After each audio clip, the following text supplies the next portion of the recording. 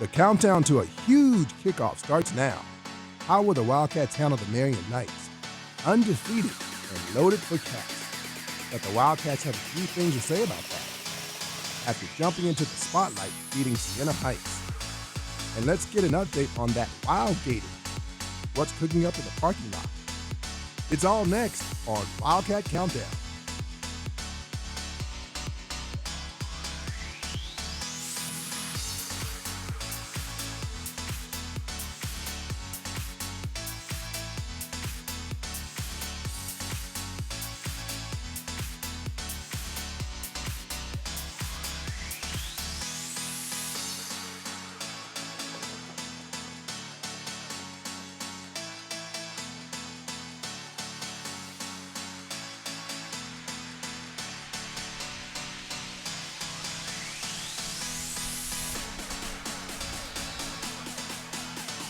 Hello once again, and this is Michael Moffitt, and welcome to Wildcat Countdown. I'm here along with Andre Payne, business professor at Indiana Wesleyan, and former Trojan, yes, and defensive back and running back from Taylor University. But I fully converted to being a Wildcat at this point. So. OK football coach Bud Osmond, and from the Chronicle Tribune, sports editor Scott Hunt. Welcome, everyone. We'll get back to them in a moment, but first, we'll get some thoughts from the field. And for those people who will be bringing you the game today on the sidelines, Joy Caney will be on the IWU sideline, and Ron Vermillion and Roger Alcott will be up in the booth. So right now, let's just go to Joy on the sidelines. On a day that Indiana Wesleyan is honoring just 4 seniors on its senior day, one thing to watch will be the Wildcats youth versus the Marian Knights experience today. Indiana Wesleyan has a number of players that have not practiced this deep into the season. However, Coach Lang said that the intensity has not dropped off for his guys since the St. Francis guy. Over to you guys. Well, Ron, who would have thought less than a year and a half ago, only 18 games ago when the Wildcats started this football program, that they'd be in November 9th, 2019, a game against Marian that would have major implications for conference championships and even playoff implications. It really does, Roger. And, you know, when we're talking about that, certainly the staff thought that it could happen. Certainly the players thought it could happen. They had to prove it to the rest of us. And we're looking at a number 2 team in the nation. We're looking at now the number 25 team in the nation with the Wildcats. And who would have thought that when the season started, too? But these 2 teams are playing not just for the conference, but also for a spot in the national playoffs. And this is the NAIA Game of the Week, and that's the entire country. A lot of importance in this game. Well, it should be a great one. We'll look forward to bringing it to you in just a little bit. But for now, we take it back down to Michael Moffitt and our Wildcat Central crew. Get to the postseason. It doesn't get much better than this. Coach, what do you think? What are your thoughts looking at Marian? Well, you got a Marian team, obviously, that's one of the best in the country. They've proven it year in and year out. They've got a tradition of great football, bringing those athletes in. It's a great challenge for Indiana Wesleyan. This is they put up a great fight against St. Francis a couple of weeks ago. They got another opportunity for one of the tops in the nation to prove themselves. And, I'm sure that Coach Langs will have them come out ready to play. Yeah. Scott, what do you think? Well, you look at Marian's history. This is not a very old program either. You know, I did some research yesterday about when they started. Their first year was 2007, and I think when Coach Langs took the job here, he probably looked at what Marian was able to do very, very relatively quickly. And today's a good day to see where they stack up with who is the behemoth in the Mid-States Football Association. Yeah, Andre, your thoughts? You know, it's interesting because I was a part of the Taylor team that played Marian their inaugural year in 2007. And from the very beginning, they've always been extremely talented. And to see where they are now, it's no surprise. However, fast forward looking at IWU and how talented and disciplined we are here, it'll be a huge test for IWU to see how they can match up against such a juggernaut.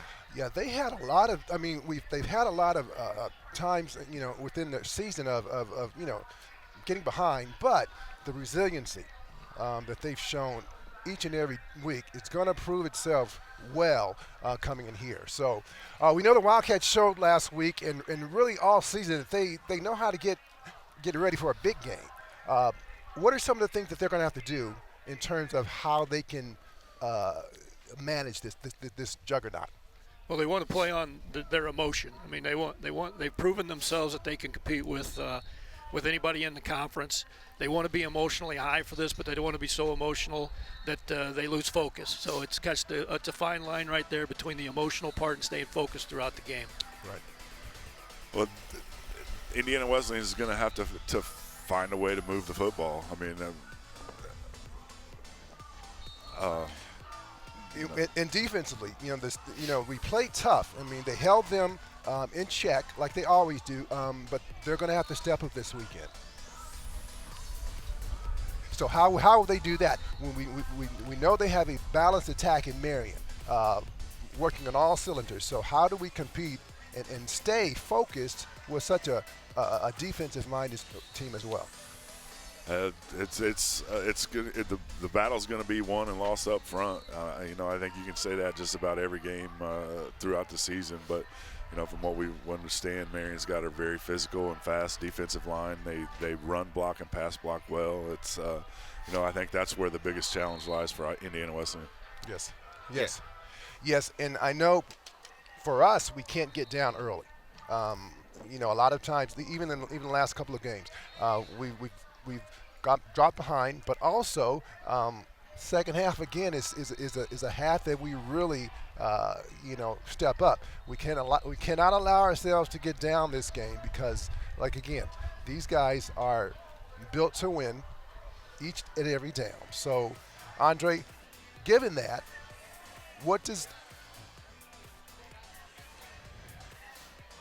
So even in the third quarter of last week's game, there wasn't a bit of letdown. It seemed like the defense stepped up again.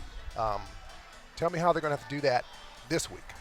Yeah, I think they're just going to have to maintain discipline. Whenever you're playing a team as athletic as Marian, sometimes you have a tendency to want to try to match their athleticism.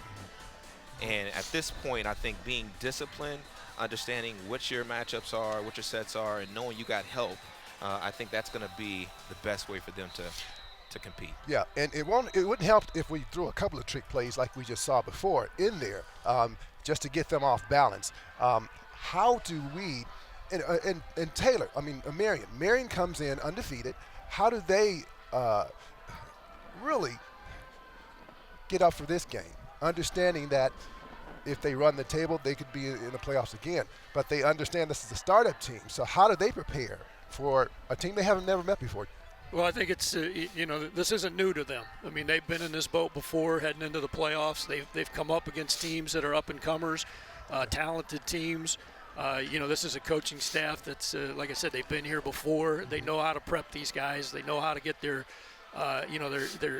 egos in check heading into a game like this. And if you're not coming out and not respecting Indiana Wesleyan after what they've shown this year, that's a problem. That's on the kids. So, to me, I think their coaching staff will have them ready to go. All right. Well, when we've got a lot more here on Wildcat Countdown, and still ahead when we come back, we'll check out our tailgating row. It's been a year, and have Wildcats fans learn to come to cook up a good. I can't even talk. It's so cold out here. have they learned to cook up a good recipe? We'll find out in a minute when we come back.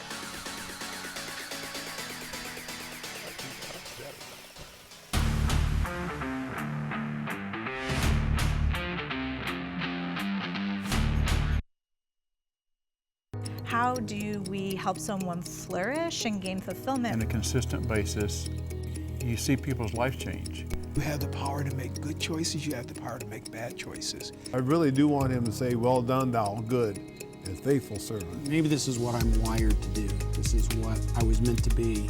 And I feel like I was not living life to the fullest.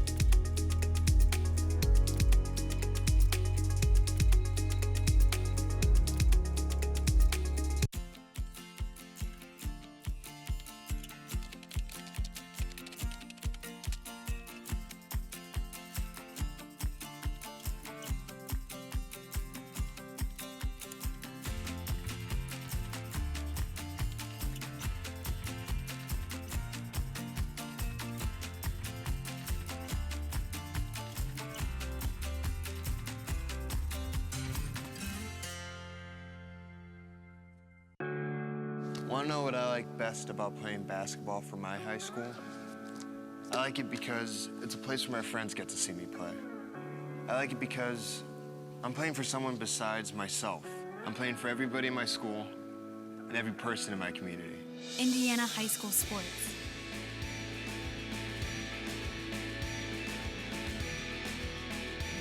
They're more than just a game. Come and see me play. As a mother, you don't want to have to worry about this bill is coming, but then she needs this chemo. That's a decision you shouldn't have to make.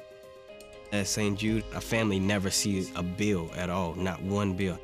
It's like the world has been lifted off of your shoulders. The treatment doesn't get any better than what you receive at St. Jude. It saved my life. It saved my daughter's life. It saved our family.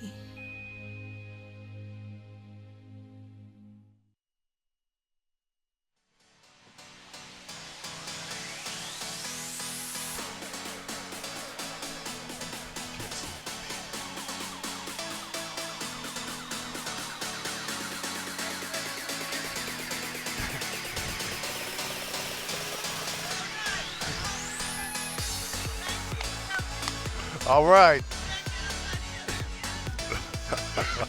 Maybe second half.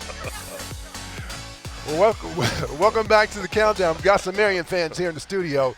Well, last year, everything was all new, including tailgating row, where something was cooking every game. And so we just don't know what to expect now. But Randall King went down the road to see just what the fans were cooking up. Michael, we were all prepared to tell you about year 2 for Indiana Wesleyan football, how these fans know if you show up at the stadium a little bit early, bring food, because tailgating's what it's all about. But on this last game of the year, on this cold November, what we found out is Wildcat fans, Hoosiers especially, they don't like the cold.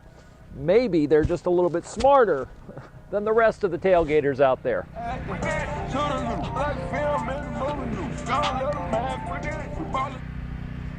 Now here's the attraction, but I don't think they have any customers yet, guys. You got the hot apple cider, you got the bundling up, you even got a fire over there. Where are the customers? I don't know. But they're staying warm, unlike you guys. Your name? Tristan. Tristan? I'm Joey. Joey? Ethan. Cody. Jody over there. Yeah, we'll get everybody in here. They are from a class at Indiana Wesleyan. You're volunteering and you're raising money for the Grant County Rescue Mission. That's right. Fantastic cause. I love the idea of hot apple cider.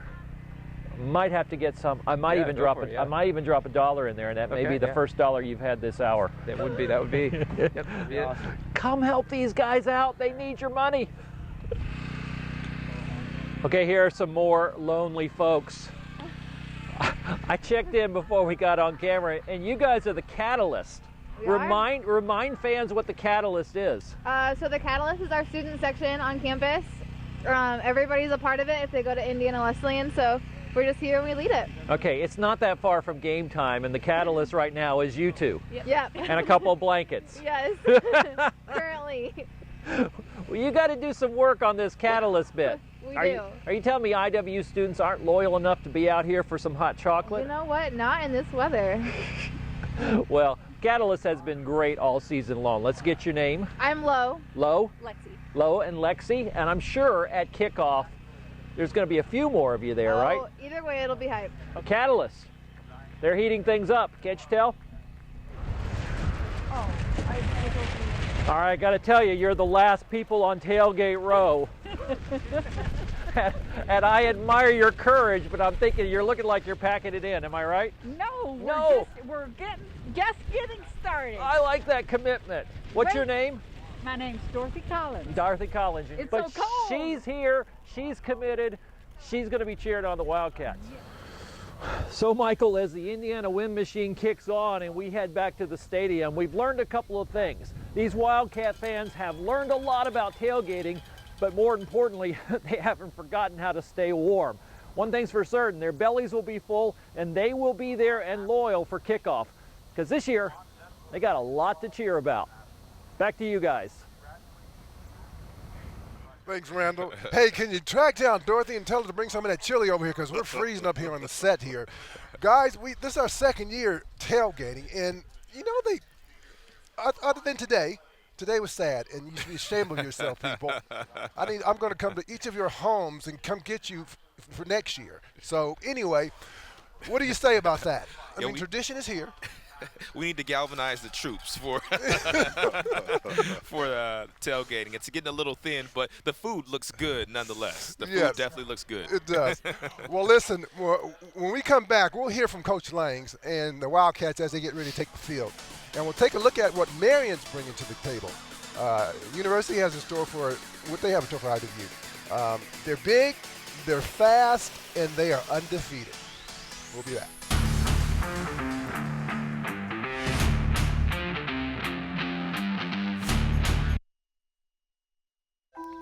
The zip code you're born into can determine your future.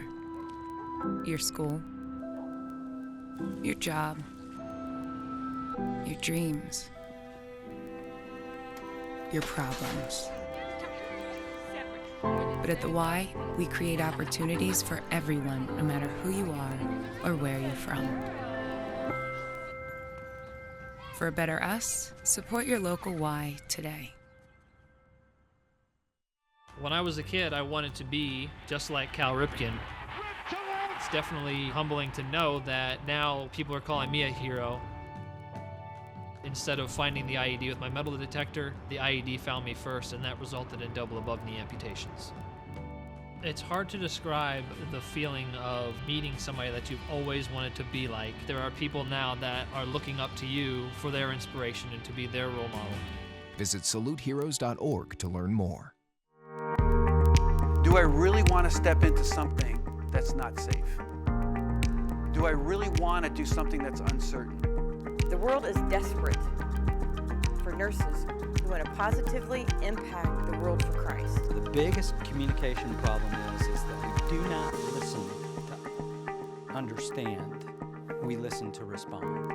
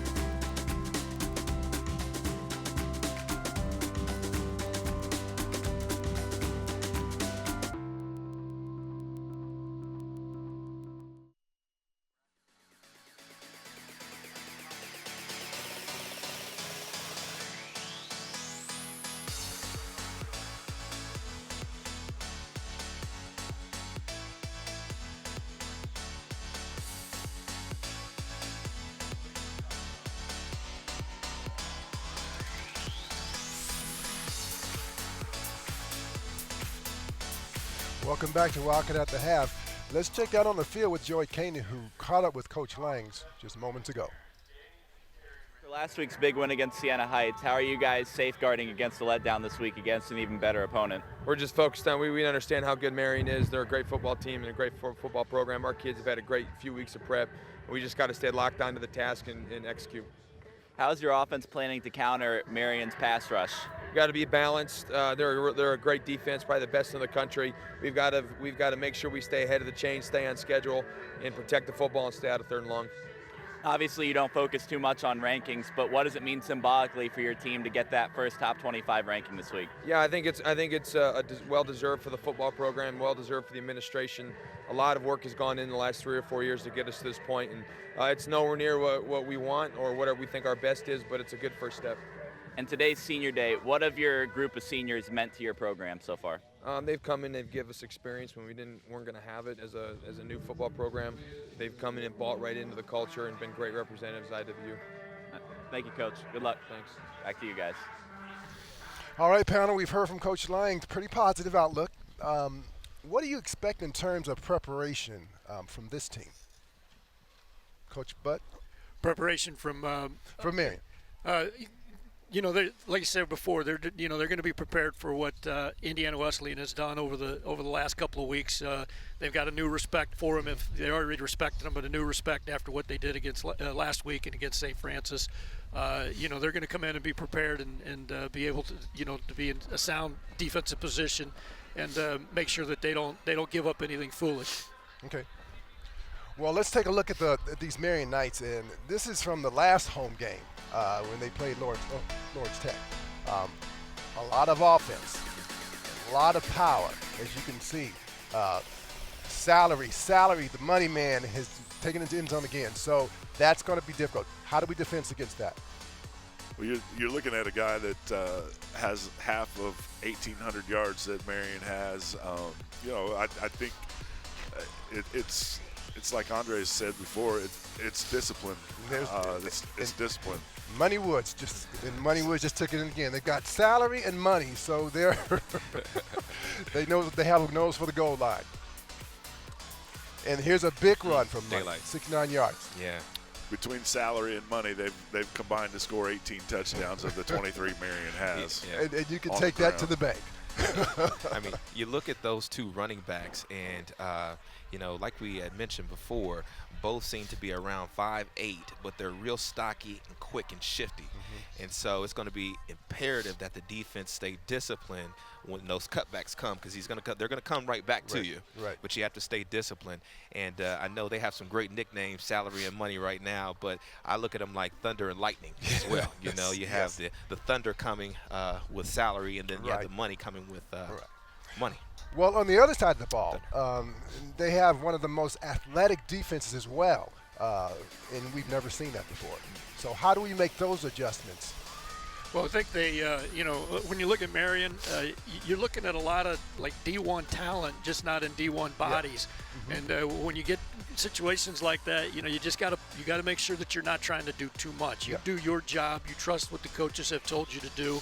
Make sure you're doing your job. Make sure the guy next to you is doing his job. Yeah, and the pressure in terms of that quarterback, got to get the pressure on him as well to combat against that high-powered offense as well. So hands are going to be full for sure. No letdown. It has to stay disciplined, like you said, Andre, in every phase of the game in order for us to even compete effectively in this game. So. It'll be challenging. So how in this game, we looked like we had the games really set in terms of tempo last game. We're gonna have to set the tempo early this game. How do we do that, Scott, in with such a high-powered offense that they have? Well,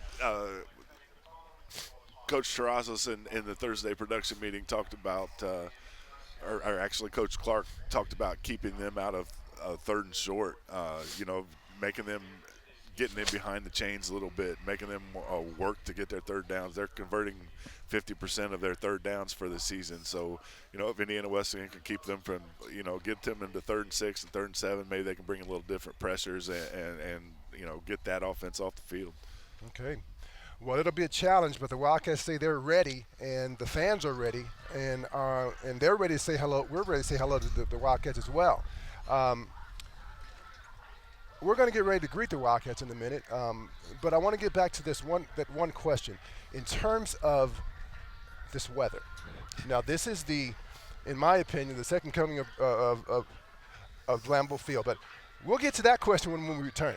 We'll be back with Wildcat Countdown in a minute.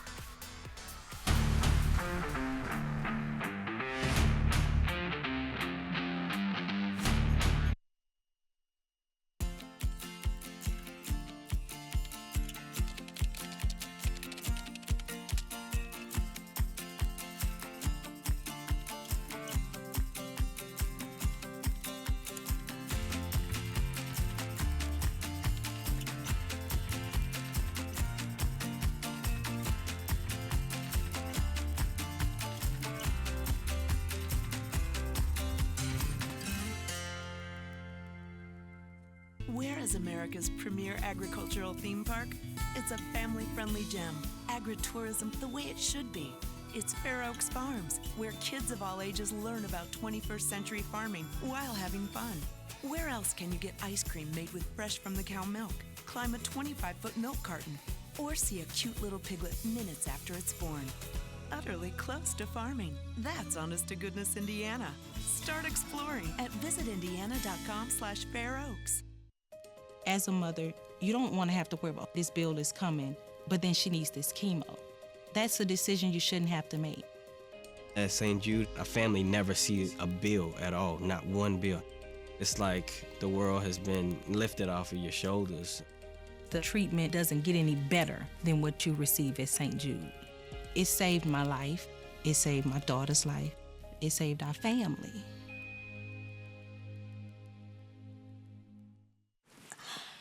I don't think of this as a high school weight room. It's more like a high school classroom. I'm learning how to manage my time here. I'm learning that it's important to have goals and that it takes persistence and commitment to reach them. And I'm learning that the best way to lead is by example. Indiana High School Sports. They're more than just a game. Come and see me play.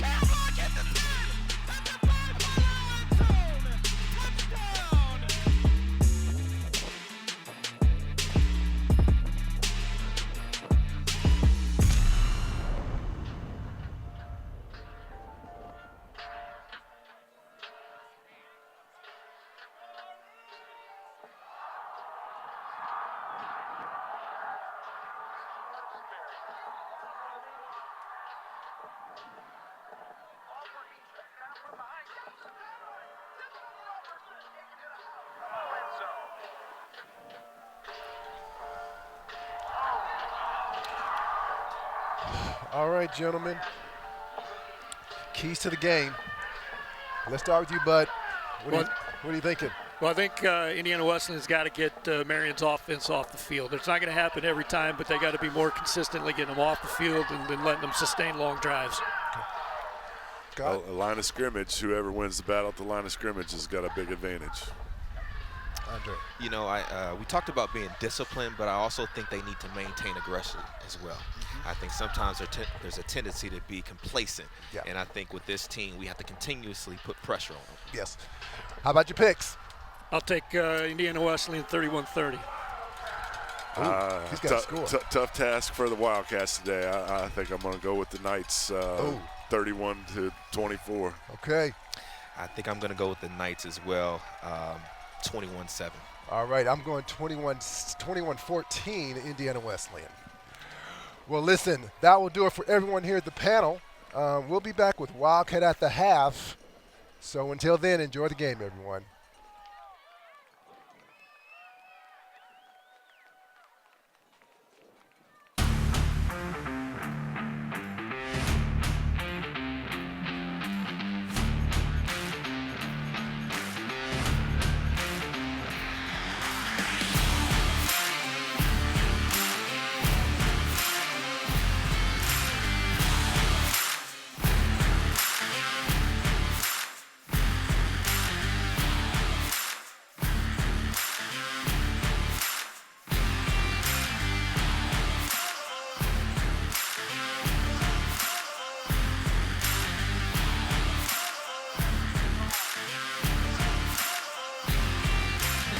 Welcome to Wildcat Stadium here on the campus of Indiana Wesleyan University. We're just moments away from the number 25 team in the nation, the Wildcats of Indiana Wesleyan, hosting the number 2 team in the Marian Knights. A huge game in the Mid-States Football Association. We'll have it for you when we come back here on WIWU and ESPN3.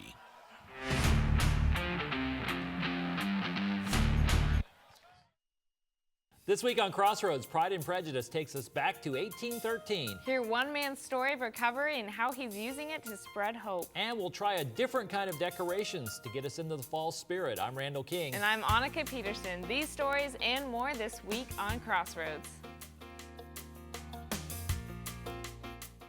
How do we help someone flourish and gain fulfillment? On a consistent basis, you see people's lives change. You have the power to make good choices, you have the power to make bad choices. I really do want him to say, well done, thou good and faithful servant. Maybe this is what I'm wired to do. This is what I was meant to be.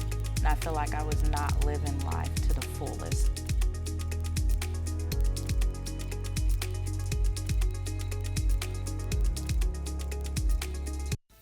Bringing Central Indiana home to you. This is WIWU TV 51 Marian.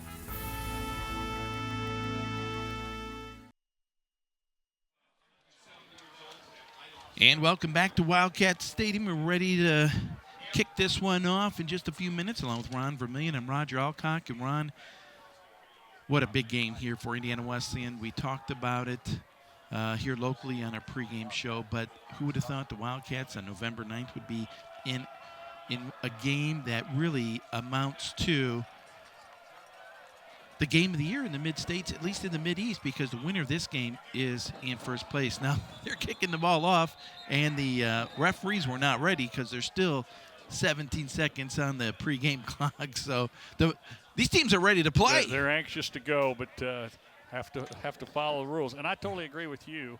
This is it's a big game. You know, last week you talk about the fact it was win over Siena Heights, probably the biggest game in the history of Indiana Wildcat football. However, using that game now, this becomes the biggest game in Wildcat history because a win here puts you in the national playoffs and gives you a much higher ranking. We kind of feel like 25 ranking should be in the area of 15, but here we go, and we're going to see how this game starts. Well, that was Frayne, who drills it out of the back of the end zone, does not give Justin Johnson a chance to touch that football. We've got to mention it's a beautiful sunny day. Now the temperature around 38, 39 degrees here at kickoff. The high will get only to about 44, but that's not the issue. Today the issue is from the south to the north, or as you watch on TV, from our right to our left, there are definitely some gusty winds that are going to come into play today. 10 mile an hour all the time, gusting like right now up to 15 and sometimes to 20. So definitely Indiana Wesleyan going into this win will make a difference. Well, the Wildcats looking to throw here early. The quick out to Braden Smith, a nice gain on first down. Wildcats began that drive at the 25. They get it out to 26, and they have to do that, Ron. The Wildcats have to get positive yardage on first down. Wildcats have scored over 70 points in the first quarter, their biggest quarter of as an average for the game. They have to score a lot of points in this quarter.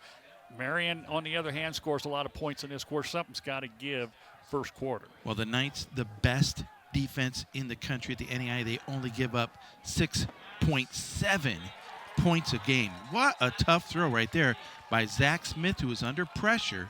He found his tight end. That was Charlie Hill, I believe. Yeah, it was Charlie Hill. Blair, a lot of pressure put on, and that's the one thing we know because the defensive end over there for number 6, and he will put a lot of pressure on you as you come across. He has 8 sacks. We have got to make sure that he is accounted for. Yeah, that's Mac Dutra, an outstanding defensive end. Here's Alford. He's going to get hit in the backfield. He's going to lose yardage. Now, the Knights were trying to jump on a loose ball potentially, but I think the officials are going to say that his forward progress had stopped and the whistle had blown dead. Joe Swan, the defensive end on that right side, just beat his man and tackle for well, I guess they're going to give him right there at the line of scrimmage, but Joe Swan comes across, gets the tackle.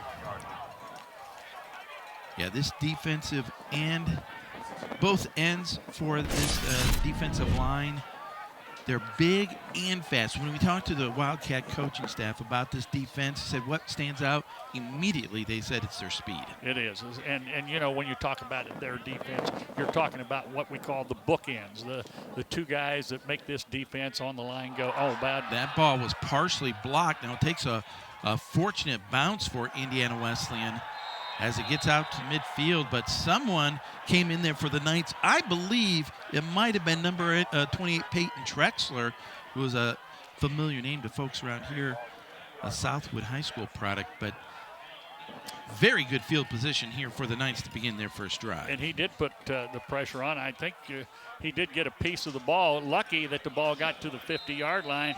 So, Marian, again, they not only have the best defense in the country, they have a 6'6" quarterback in Charles Salary, who has 4,000 yards of rushing in his career.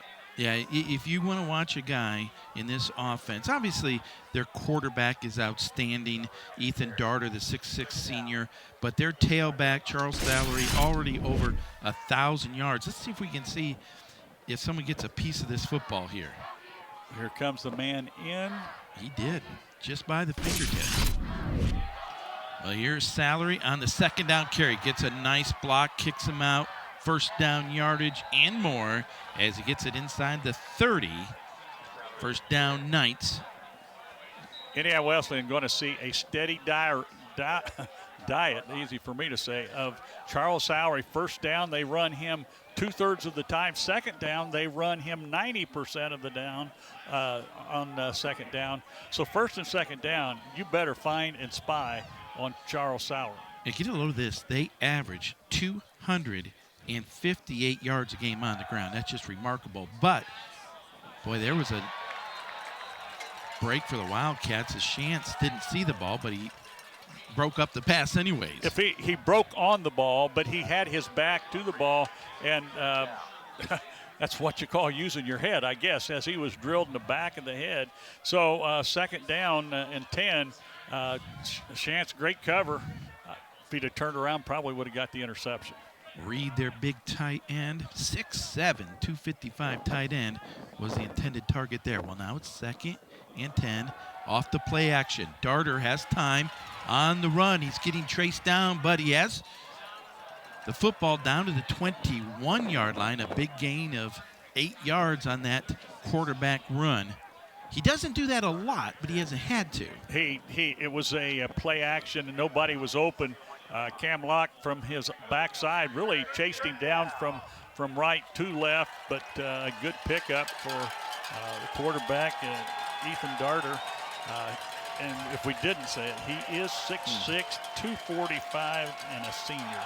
11 touchdowns on the season, only 1 interception. That's what Salary does right there. That's why he has over 1,000 yards in only 7 games. He breaks tackles. You cannot just arm tackle him. You really have to get into him and take him down. And you'll watch him. He makes a cut on a dime here, and it gives you change and comes back. And a good effort by Cam Locke again to get the tackle. But they're in the red zone now, first and 10 at the 13. So now the Knights have it 1st and 10. As we said, at the 13-yard line. Darter's going to change up the play here. He got it off right before the clock was expired, and that was a mix-up there. And that time, maybe the Wildcats showing him a different look, confused the Knights there. That was the next route.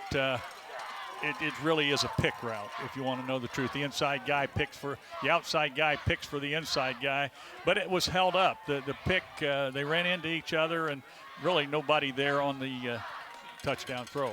So now it's 2nd down and 10. It's rare to see a 1st down throw for the Knights. See what they do on 2nd down. Salary working the right side. Not much running room that time. He does pick up about 2 yards. There is a flag, however, down on the far end of the field, and it's going to be an offsides against the Wildcats. So not only will that give the Knights 5 yards, but it'll also give them the down over. Sure does. Indiana Wesleyan very aware of the fact that over 90% of the time, 5 yards from the Charles previous Sauer is spot. going to carry Replay this ball. 2nd down. And we did just hear that it was offsides, and I believe it was offsides over there on the defensive left side where the ball was run. Boy, those are the kind of mistakes you just cannot make against this Knights team, because you would have then had them in, 3rd and long, which is a very unusual circumstance for them. Instead, it's 2nd and 5. Salary, left side, big hole. He's working his way towards the goal line, and he is in for the score. Just a student body left, as they it's in layman's terms now they call it an outside zone, but it's where all the line steps to their left, keeps moving, and Charles Salary looks for a hole. He found it to the outside. He ran over 2 guys that I saw as he went in.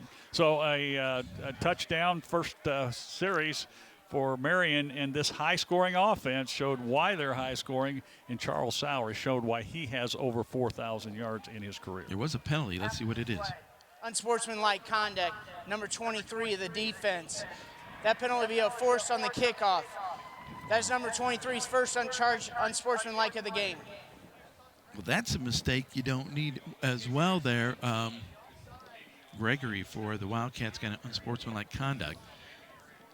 Yeah, that's, you want to do well, and they go ahead and score, and maybe you lose a little bit, but you can't have that in a high-stakes game like this.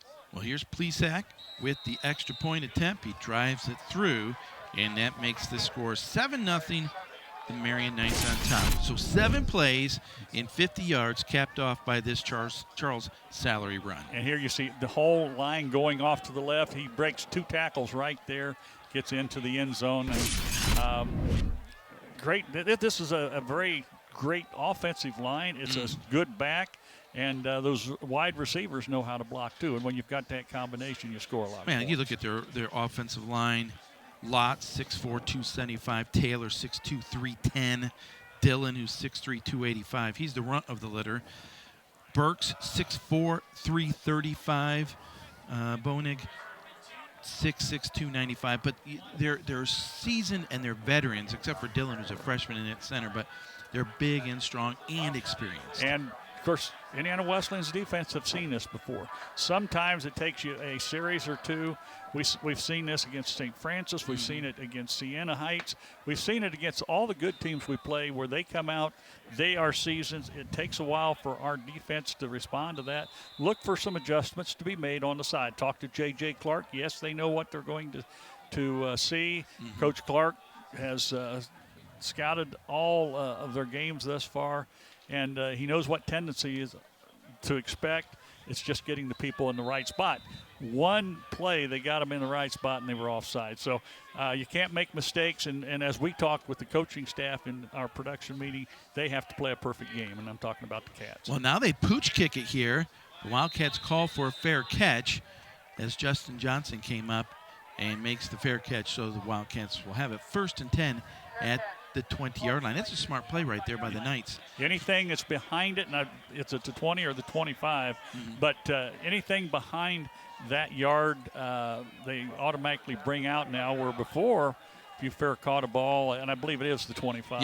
Yeah. So that's something new in college, and I really like that, to get rid of that, okay, we're going to just punch it up there, and, you have to fair catch it and take it on the 10. All right. Wildcats will have it first and 10 at the 25. Here's now Braden Smith in motion. Alford working left side. Gets some blockers out there. A nice gain and first down of 5 yards out to the 30-yard line. Well, Marian was blitzing on the outside, and Devadny, we're going to see it right here. Devadny breaks it inside, so they break it inside of the blitz. Here he goes. He cuts up inside and just puts his shoulder down and gets that ball up there for a good 5 yards. You get 5 yards every time, you're going to move the ball.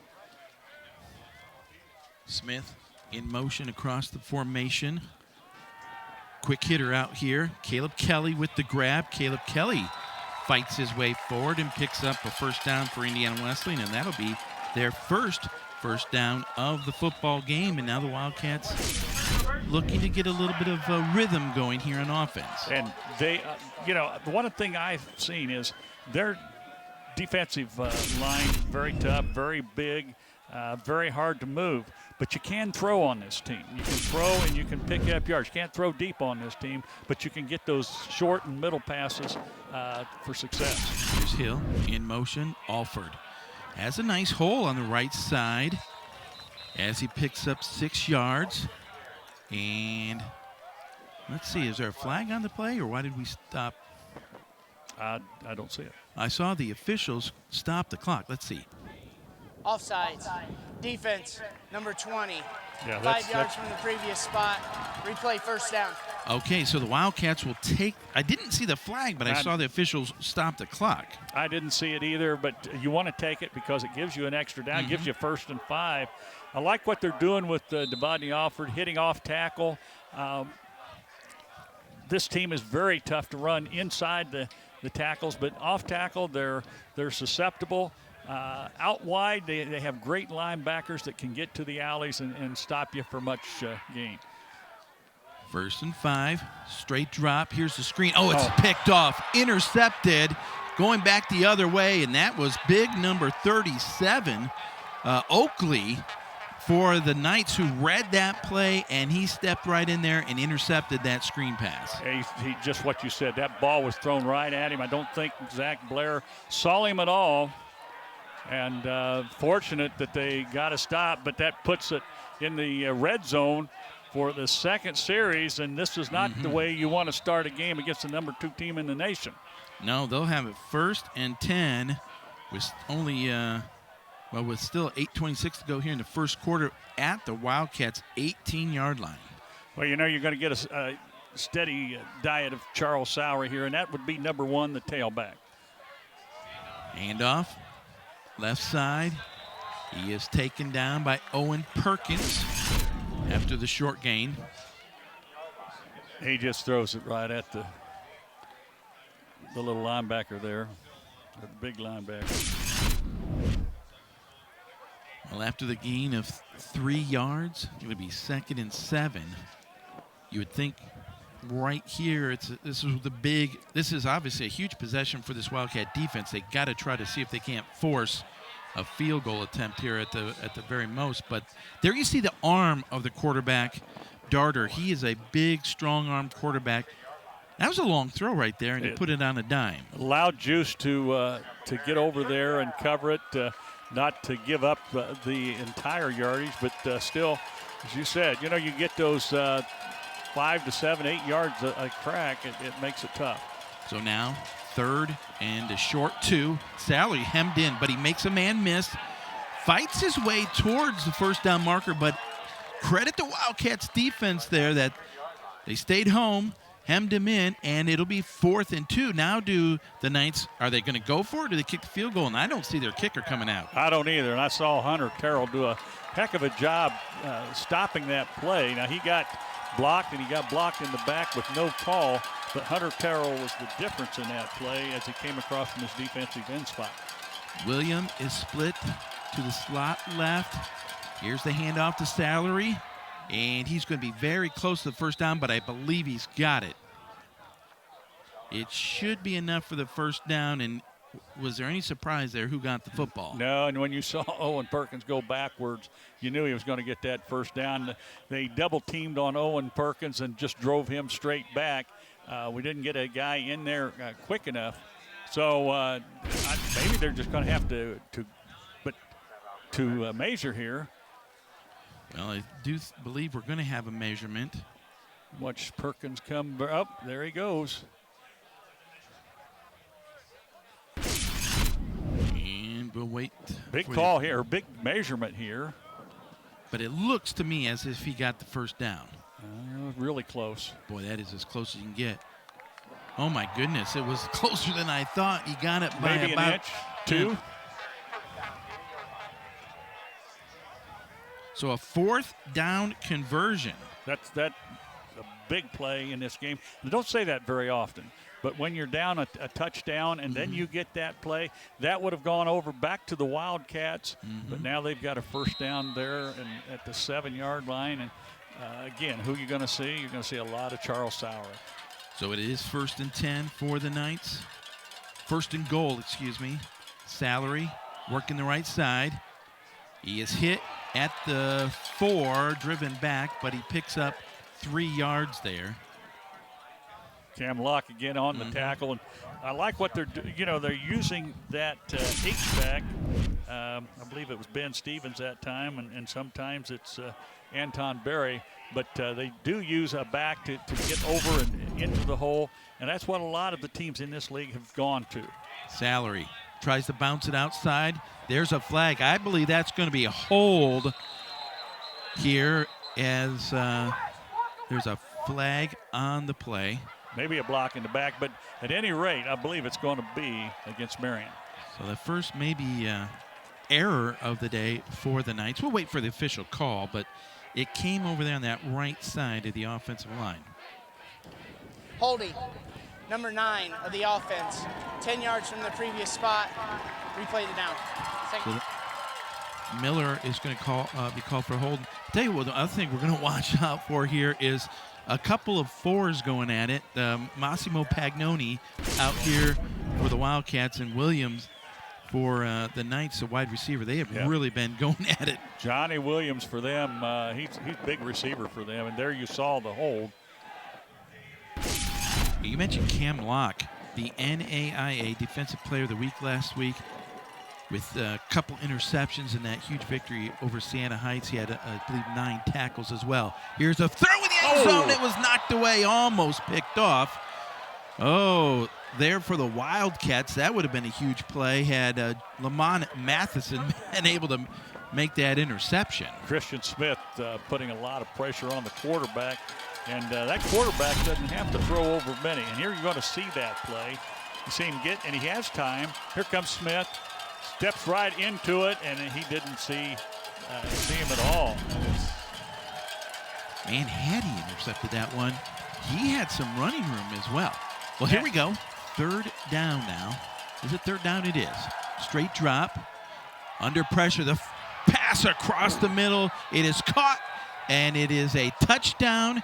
And I think there was a flag down there towards the end of the play as well. That was a big-time hit, and that might be a hit on a defenseless player. As it looked to me like it was in the head area that he got hit. Went down in a hurry. And I'll let them call it, but it sure looks to me, and both of them got hurt on that play. Josh Davidson, who's limping there, he's the leading tackler for the Wildcats.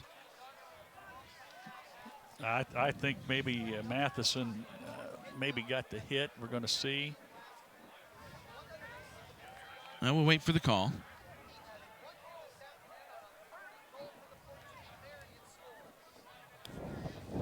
There's no foul on the play.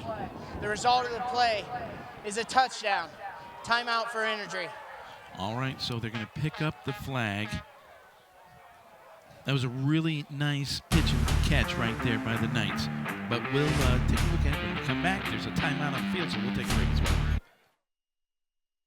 How do we help someone flourish and gain fulfillment? On a consistent basis, you see people's life change. You have the power to make good choices, you have the power to make bad choices. I really do want him to say, well done, thou good and faithful servant. Maybe this is what I'm wired to do. This is what I was meant to be. I feel like I was not living life to the fullest.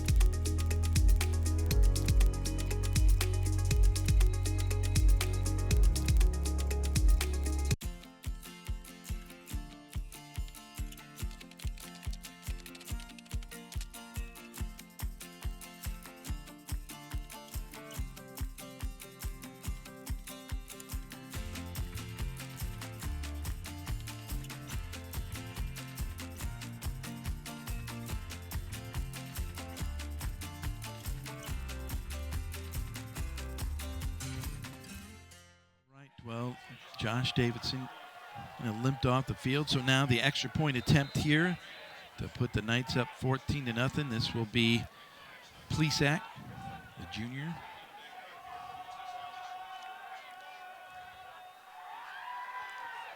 And he drives that one through, and it makes it a 14-0 Marian Knights lead. Well, that time the Knights took advantage of the interception.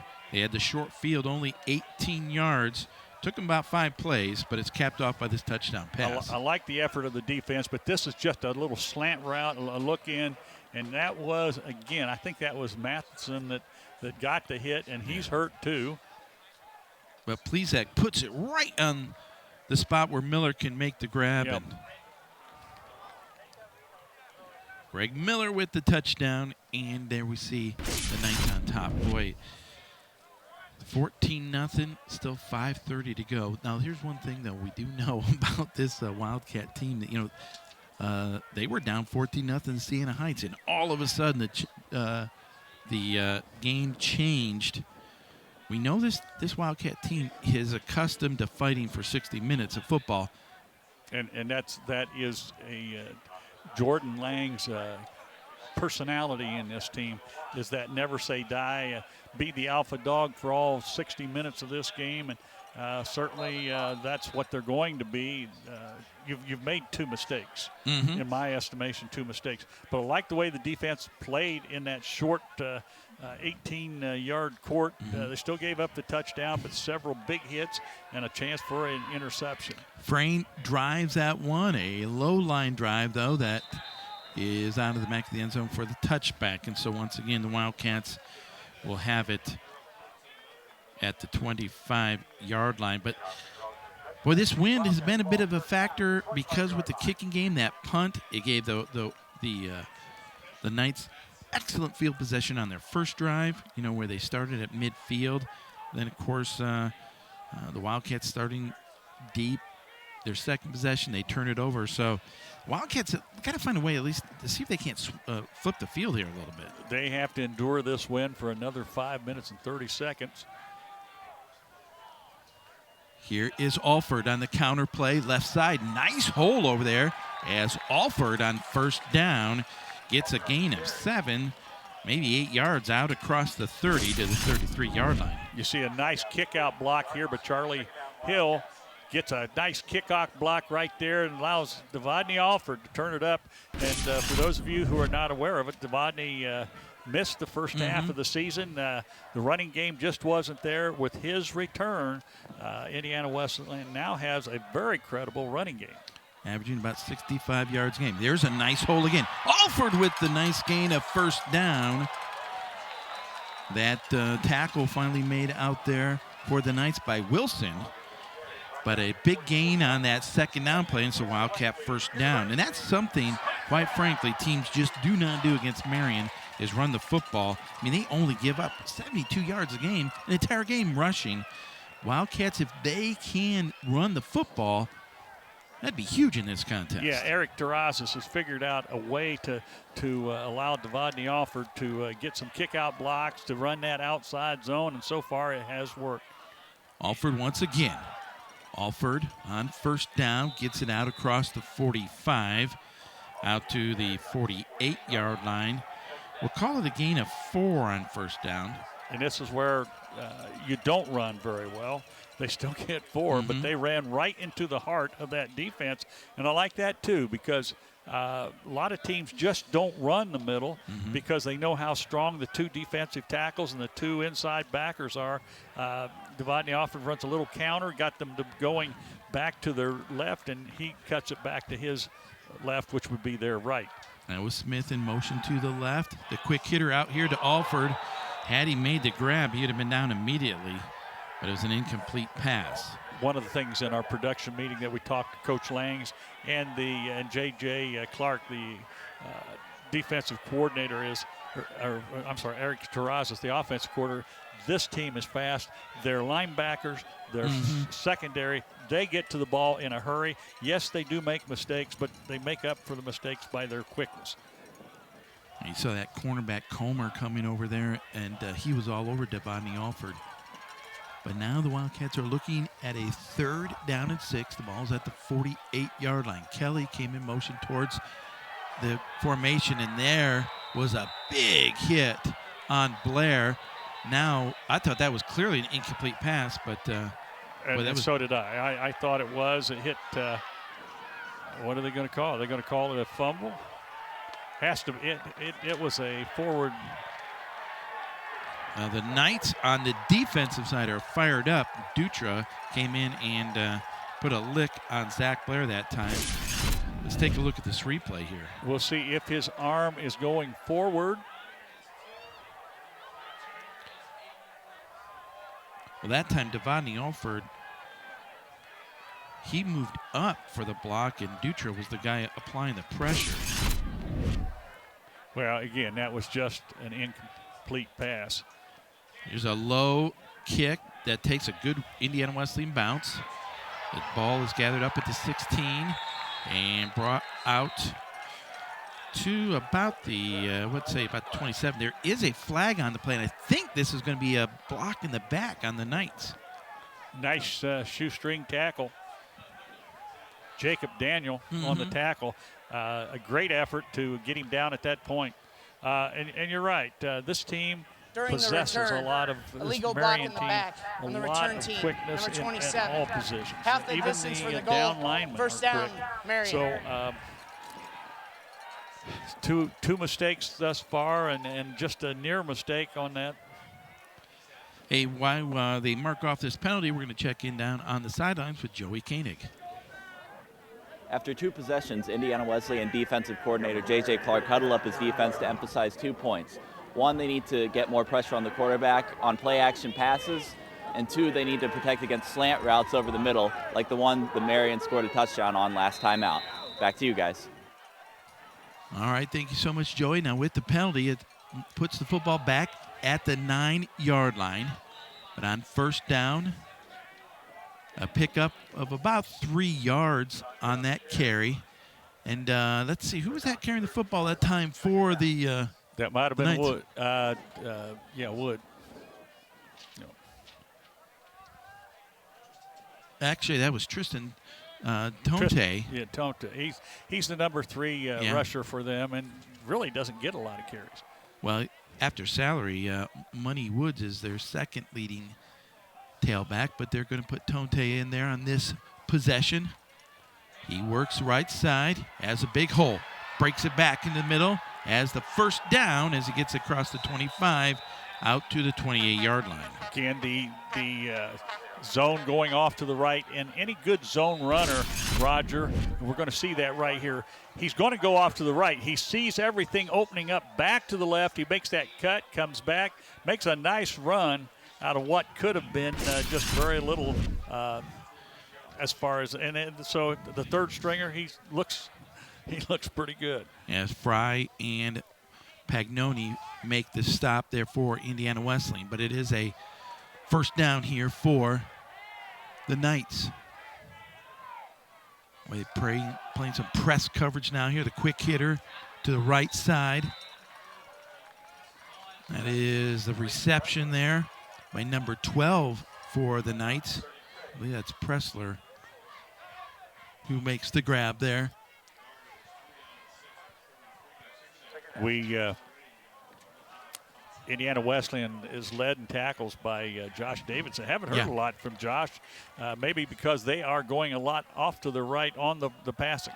Here's the play action. Darter with a lot of time steps up, fires across the middle, and it was dropped at the 39-yard line. And William was open there, but there was too much time that time for Darter. And I'll tell you something else about that too. Darter at 6'6" threw that 38 yards in the air, a fastball that Williams just couldn't hold. He should have caught that ball, but that came in as like a baseball fastball and went right through his hands.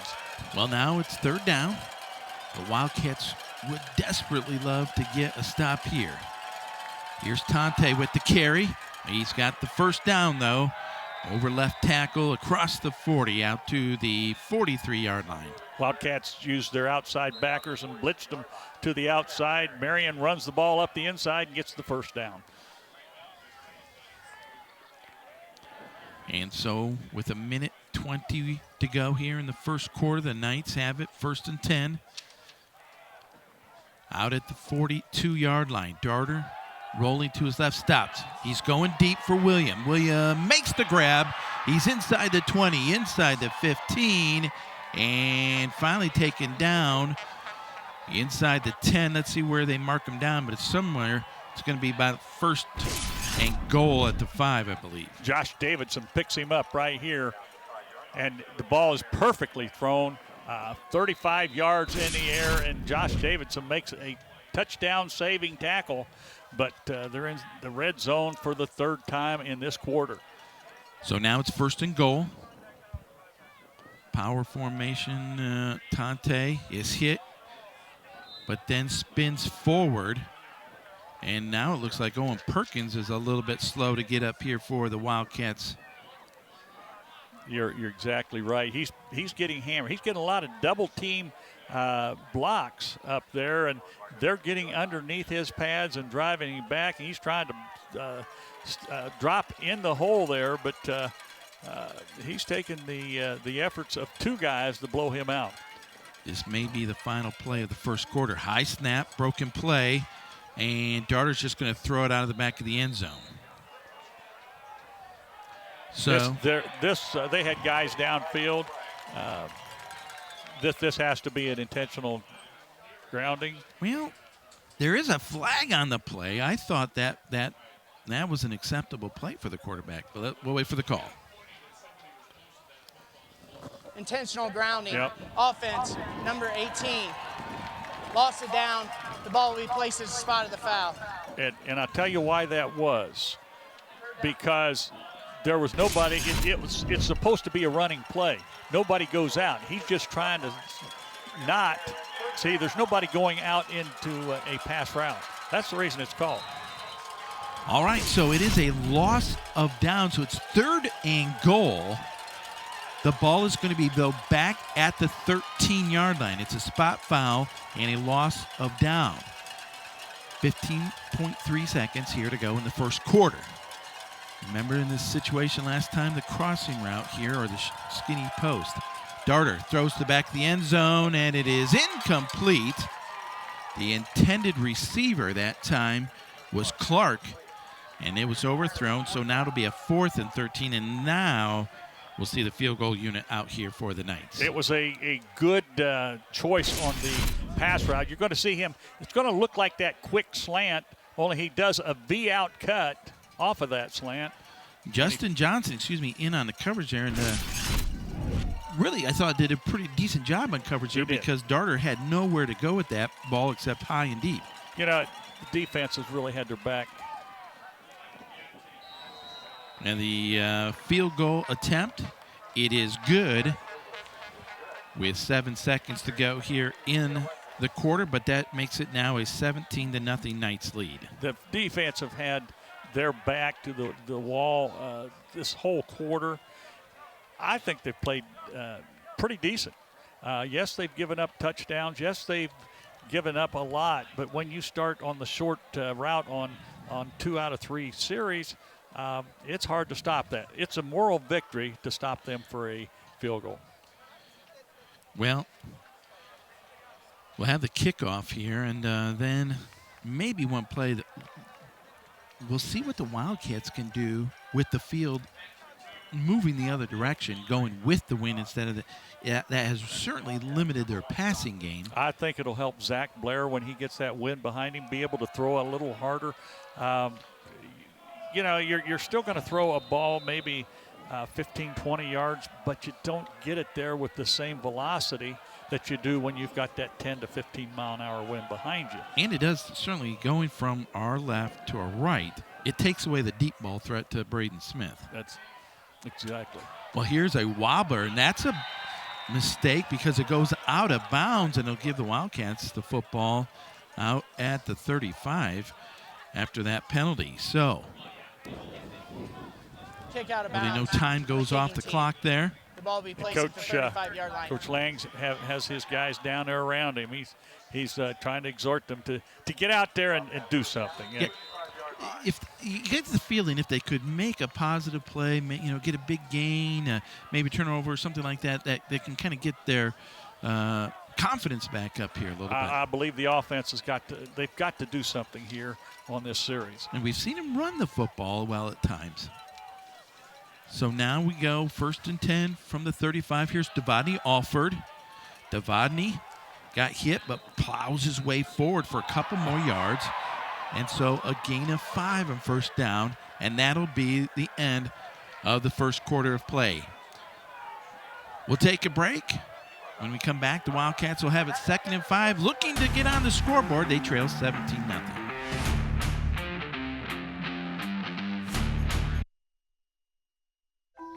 The zip code you're born into can determine your future. Your school, your job, your dreams, your problems. But at the Y, we create opportunities for everyone, no matter who you are or where you're from. For a better us, support your local Y today. When I was a kid, I wanted to be just like Cal Ripken. It's definitely humbling to know that now people are calling me a hero. Instead of finding the IED with my metal detector, the IED found me first, and that resulted in double above-knee amputations.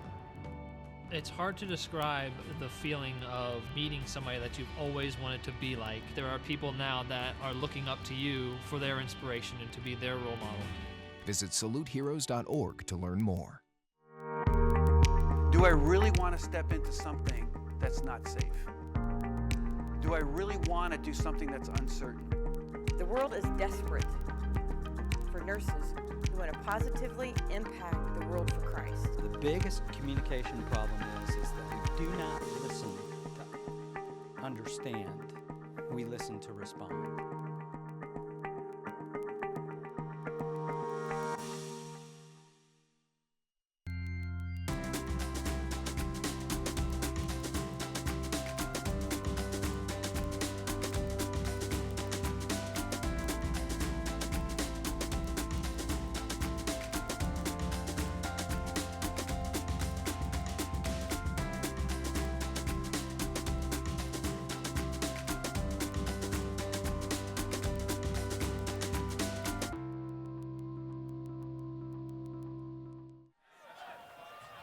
As we begin the second quarter, the Wildcats have it 2nd and 5. Here's Alford. Fights his way forward close to that 1st down mark. At the 49-yard line, it'll be about a yard shy. Sets up a 3rd and 1. Ron, I'm going to tell you what, though, right now, I know the score is 17-0. I'm impressed with how Indiana Wesleyan has run the football here at times against the Knights, because they have about almost 40 yards rushing. You're thinking, well, big deal, 40. I mean, the Knights give up 70 yards rushing a game. You're right. And Devadney Alford is that. And, you talk about yards after contact. Devadney Alford gets 7 yards after he gets hit on the initial contact. So now here is Chmielewski in motion. Oh, the quick handoff to the fullback this time, fighting his way forward. That might have been Charlie Hill in there. We have not seen that play, I don't think, all season. I love that play because the last time in 3rd and short, it was blown up.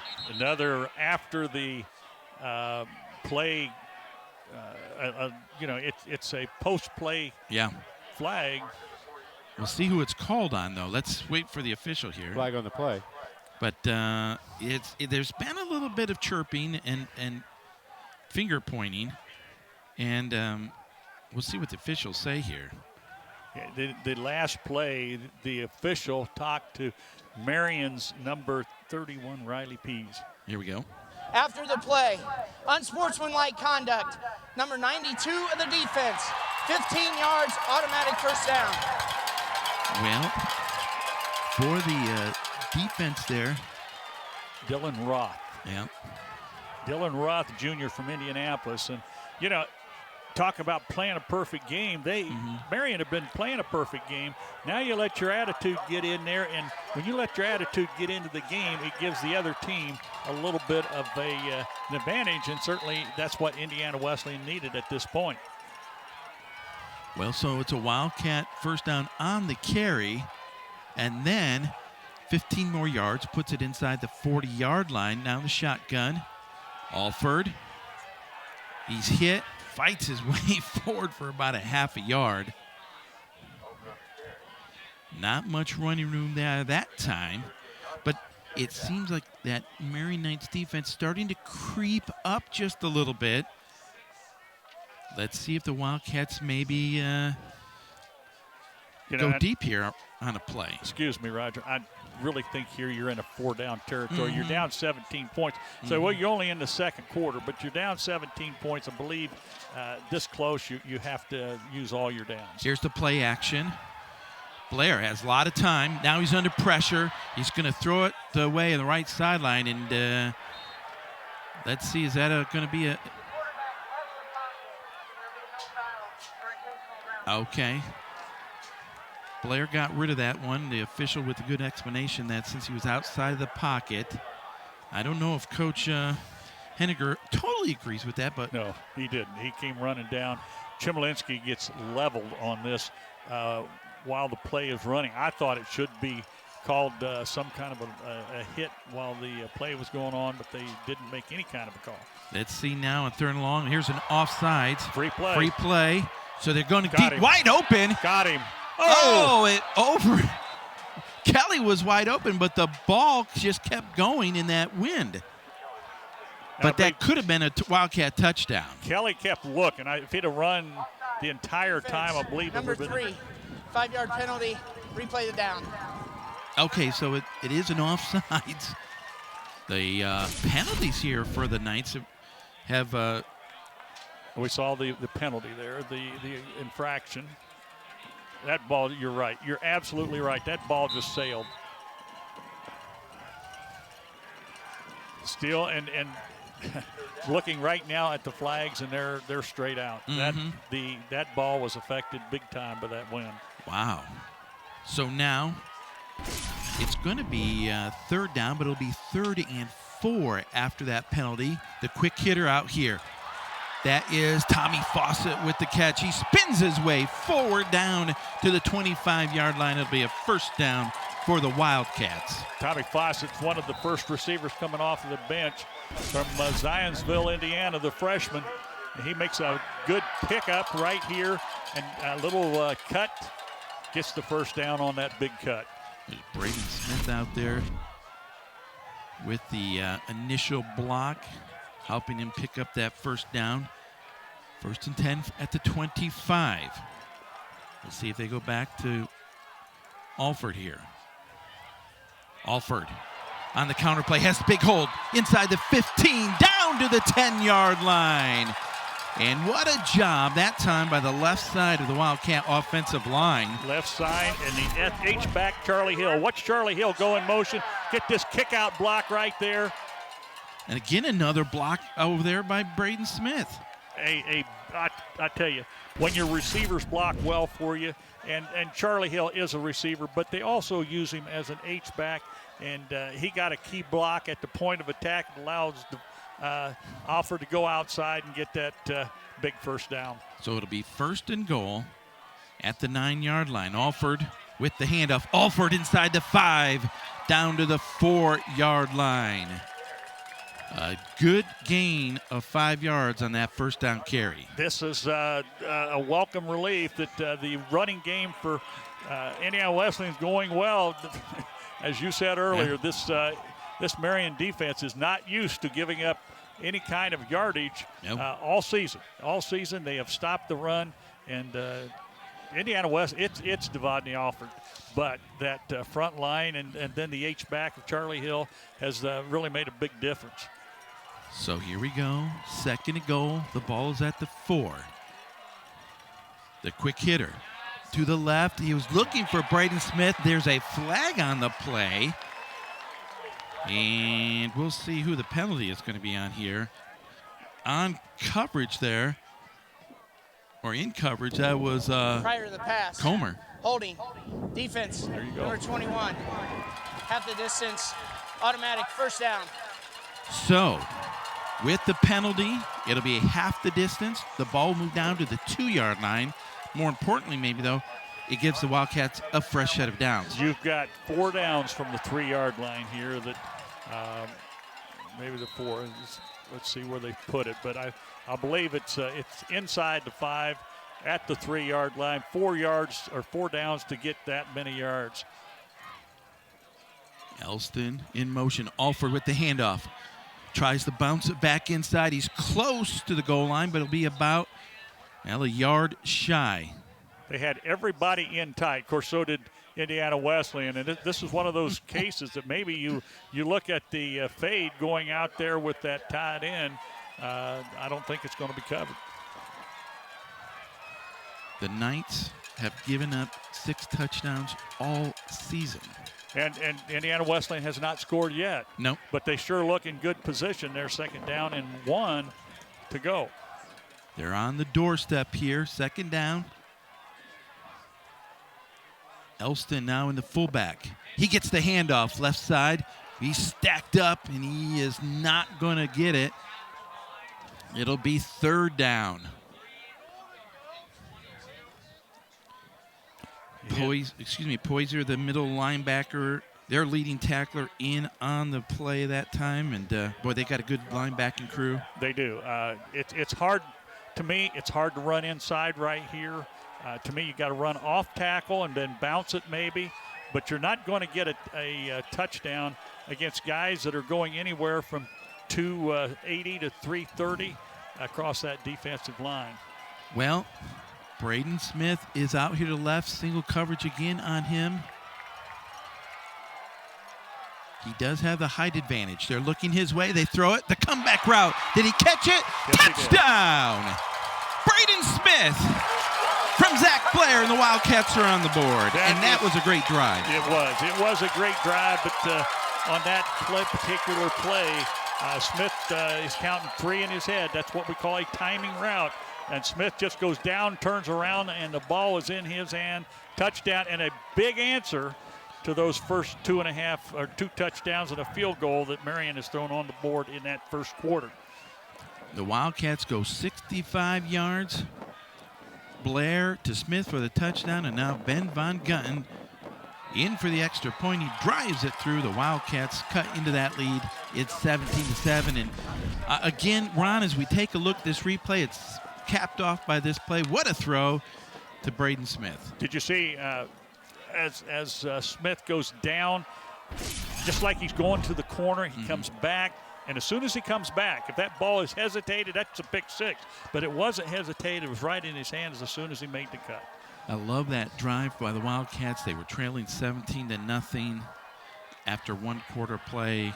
The ball they get at the 35-yard line off after the kickoff. And what I loved about that drive is they didn't panic, and they mixed the pass in with the run. But I think the running game was the key to that drive. Devadney Alford is just an amazing runner, and he's shown, hey, that Devadney Alford is the answer to Charles Sowery on the other side of the field. Devadney just hasn't had as many carries as that Sowery has for Marian, and that's the key. You know, really, this is kind of a hurtful thing to the Marian defense because they are not used to giving up a rushing touchdown. There is a low line drive that's taken at the 8-yard line. A nice Great gain, a quickness. big gain out here, and tripped up. I think for the Wildcats, that was Jacob Daniel again who got in there, but normally Ben Von Gutten drills that one out of the back of the end zone, and he missed it. And the Knights with the big kickoff return.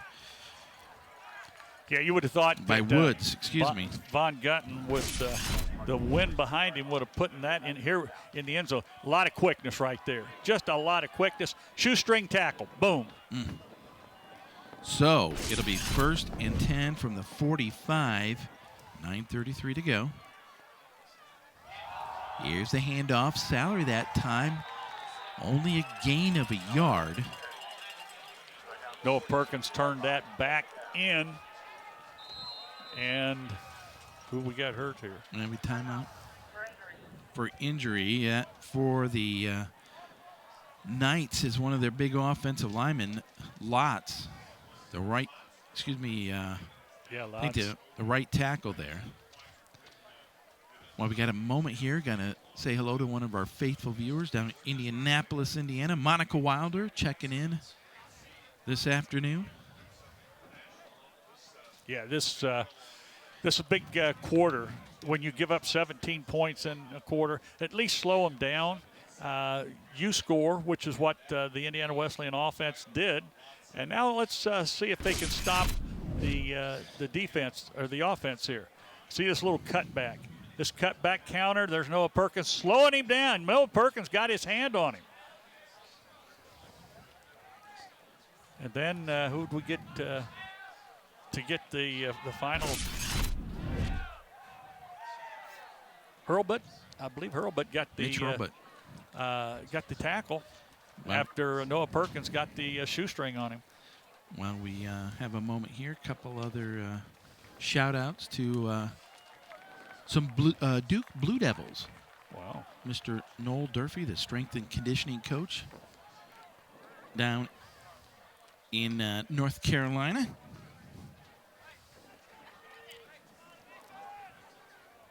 Old high school buddy, old Bedford kicking mule. There you go. Doing good work down there with Coach David Cutcliffe down the ACC. Well, here we go. It's 2nd down and 9 now. The play action, no, the handoff to Salary. Big hole left side. He has 1st down yardage.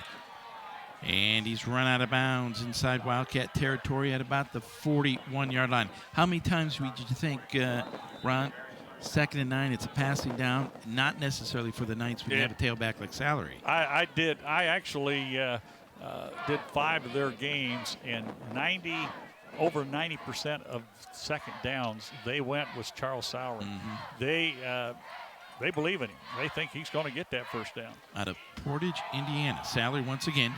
Big hole as he gets big yardage on 1st down. Chance Davidson finally wrapping him up.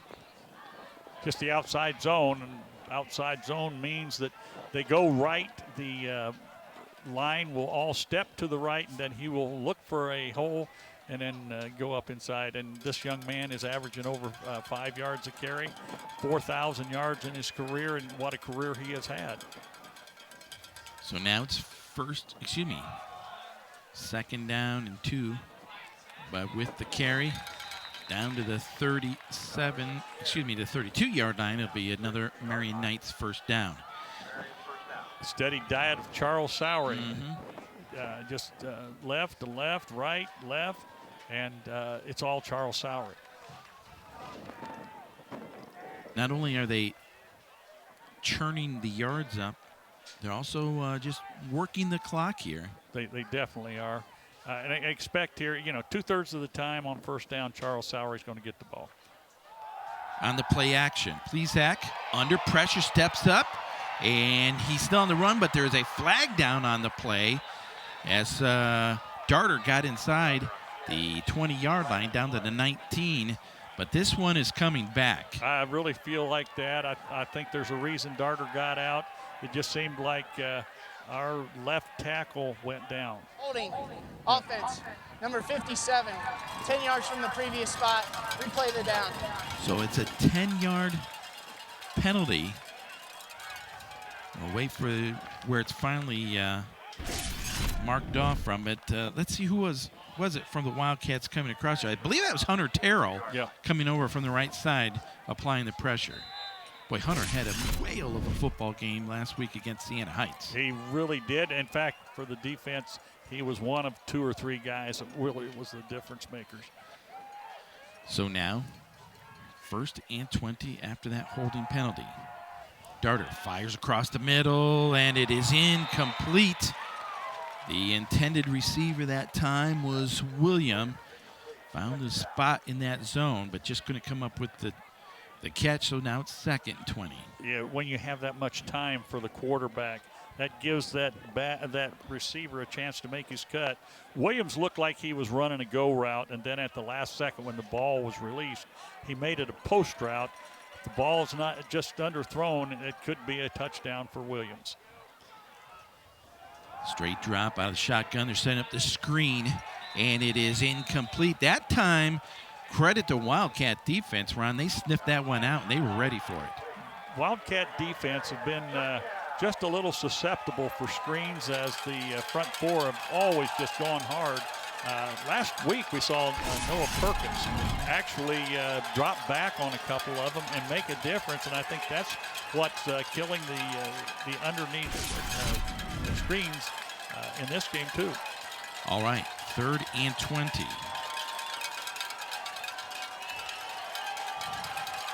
7:12 to go. Darter now takes a snap. He's under pressure. That ball was hit and almost intercepted. It went through the hands of Adam Shantz. That's 2 interceptions the Wildcats might have had. But Ron, someone was applying the pressure there and got a piece of Darter's arm there as he was throwing that football. He did, but he still had over 3 seconds to throw the ball. He did not throw the ball. And sometimes they talk about in the pro set about hanging on to the ball. He was just waiting for a man to open up. You really need to throw it to a place and let the man run to it. All right, in to punt this one away is Frayne. Back at the 10-yard line is Cam Locke. Against this win, a low line drive. It hit one of the Knights in the helmet. Now Cam Locke came up and dove on it because I think he thought it hit one of the Wildcats. I think he thought the same thing, and that's. I'm not too sure that maybe it did. It might have hit Josh Davidson. It and I think it was a great play because that was a free ball once it hit. No pun intended, but if it did hit Josh Davidson, that is an extremely heads-up play right there by Cam Locke. Yeah. Because that could have been a disaster. Cam Luck showed why he has given this team luck. Let's see, right? Yes, it did. Yes, it did. Well, now I think it hit 38 of the Knights, but again, it was close. Well, the Wildcats will have it at the 25. Alford tries to leap the defender. He gets a gain of 4 yards. Out to the 29-yard line. Outside zone running again. Alford just looking. He did not find anything. He finally made a burst of speed, got it turned forward. You know, for not having anything, he picks up 4 yards and a nice controllable 2nd down. Blair steps back now as they get the call from the sideline. Alford moves from the right side over to the left hash. He gets the handoff. Looking for a hole. Doesn't find much and gets only a yard. Let's check in really quickly down on sidelines with Joey Koenig. In the coaches' meeting on Thursday, Wildcat offensive coordinator Eric Terrazas touched on how big getting running back Devontae Alford back from injury 4 games ago has been for his offense. He said Alford has opened up new possibilities for the Wildcats thanks to his versatility as a runner and a receiver. Alford certainly played a big role in IWU's touchdown drive last possession. Back to you guys. Yeah, Devontae Alford over 60 yards on the ground here in this first half. But now the Wildcats looking at a 3rd and 5. Caleb Kelly was in motion. Here's a quick hitter out there. Oh, he was grabbed before the pass, and he's going to be close to the first down, but I think he's going to be short by about a yard. Totally agree with you on that. It was a nice crossing route right here. You're going to see him he goes up and out. and great defensive play to keep him from getting that first down. Well, with 5:25 to go, and the ball, though, at the 34-yard line, Ben Von Gunten's going to come in to kick this one away. He's done a remarkable job this year, averaging 43 yards a punt. And just two games ago, he went from getting the ball at 15 to getting the ball at 12. I think he thinks it gives him a little more time to get it off. Well, so now the Wildcats need to talk this one over. We'll take a quick break. Be back. WIWU.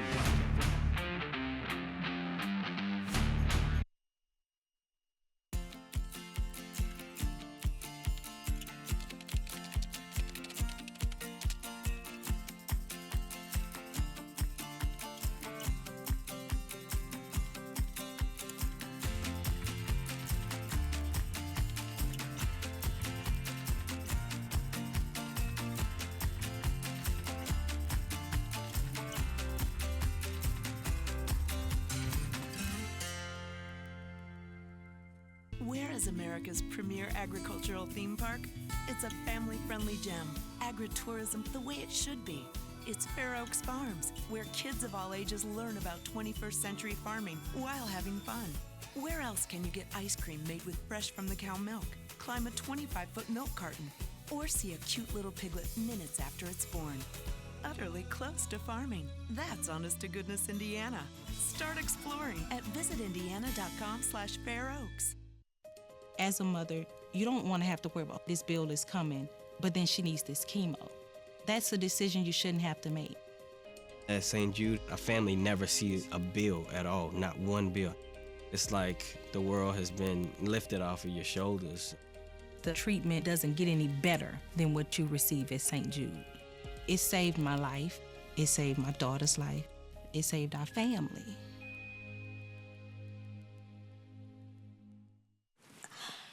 I don't think of this as a high school weight room.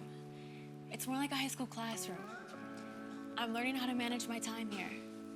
I'm learning that it's important to have goals and that it takes persistence and commitment to reach them. And I'm learning that the best way to lead is by example.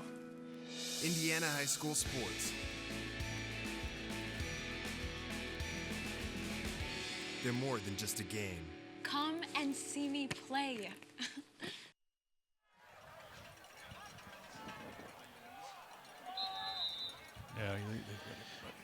Ben Stevens back to return this punt. And Ben Stevens returns most of them. He's a good punt returner. Boy, what a kick. He just nailed that one. It takes a bounce inside the 10, still rolling and down at the 7-yard line. Wow. 43, that's about a 60-yard punt. 58-yard punt in the air. You're better with math than I am, Ron. But 58 in the air, and it's you add the 12 on that he's back there. That ball went about 70 yards in the air. All right, so now with 4:53 to go, the Knights will have it 1st and 10, but they're back at their 7-yard line. Boy, the Wildcats defense would love to get a stop here as Salary on 1st down gets it out just across the 10-yard line, so a gain of about 3.5. But if you could get a stop here, try to force Marian to punt into this wind. You might give yourself one last shot here in the first half. How many times have we said that Ben Von Gunten is a weapon, and he has been. You know, you put a ball 58 yards, that's big-time punting, and I mean at the next level punting. The play action, the pass across the middle, big gainer here. Oh, he's got some running room out towards midfield and finally run out of bounds by Cam Locke, but that on the passing route that time was Johnny Williams, and what a big gain on the short pass. And it was. It's yards after catch as he caught the ball at about the 20 and took it down to the Indiana Wesleyan 43-yard line. Well, he goes over, or he's close to now 500 yards receiving on the season. That time, Salary trying to work the right side. Not much there. Chance there for the Wildcats, along with Isaac Albeo. But this little short crossing route. Here it is. You're going to see him cross right there. And Marksberry was in there applying heat. And that could be why he threw that, because that's a hot route. Marksberry's blitzing from his middle linebacker spot, and he saw that. Give him credit. Give you the quarterback credit for seeing that hot route. Under 3.5 to go. Play action. The quick hitter, right side. The pass is complete. The receiver over there was Miller. Goes out of bounds at about the 36-yard line, so the Knights are looking at a third and a long 3 here. And it's the way the defense is playing, that's not a given that Sowery's going to get it. I think Sowery will get the ball on the handoff, but it's not a given the way the defense is coming up. Here's Sowery. Cuts it back to the middle. He's hit short of the first down. Be about 1.5 yards short. In there for the Wildcats. In on the tackle. I believe Peyton Marksberry was in there, but they're not kicking this one away, I don't believe. No, they're going for it. A big-time stop here would give Indiana Wesleyan's defense or offense a chance to put another score. It'll be about 2 yards. We'll call it officially 4th and 2. On their last 4th down attempt, they went for it and converted when they went to Sowery. Here they go once again. He has it. As he bounces off one tackler, another has the first down and more. I think that was the exact same play they went with on 4th and 2 the last time they got the first down. It was an opportunity to make the tackle right at the line of scrimmage. He busted right through it and took that down. And Charles Sowery, big time. Big time. He is the big reason that this number 2 team in the nation is just what they are, 9-0. Closing in on 100 yards. Sowery goes left side. Hunter Terrell just chopped him down along with Isaac Albeo. But we're under 2 minutes to go. And now, Roger, you're thinking, okay, we probably won't get it back, but let's hold them.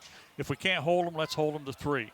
And that's as time clicks off, you got to go to your next best scenario. And right now, it's just, can we hold them without scoring? The Knights have all 3 timeouts remaining. Here's the ball fake, the back shoulder throw.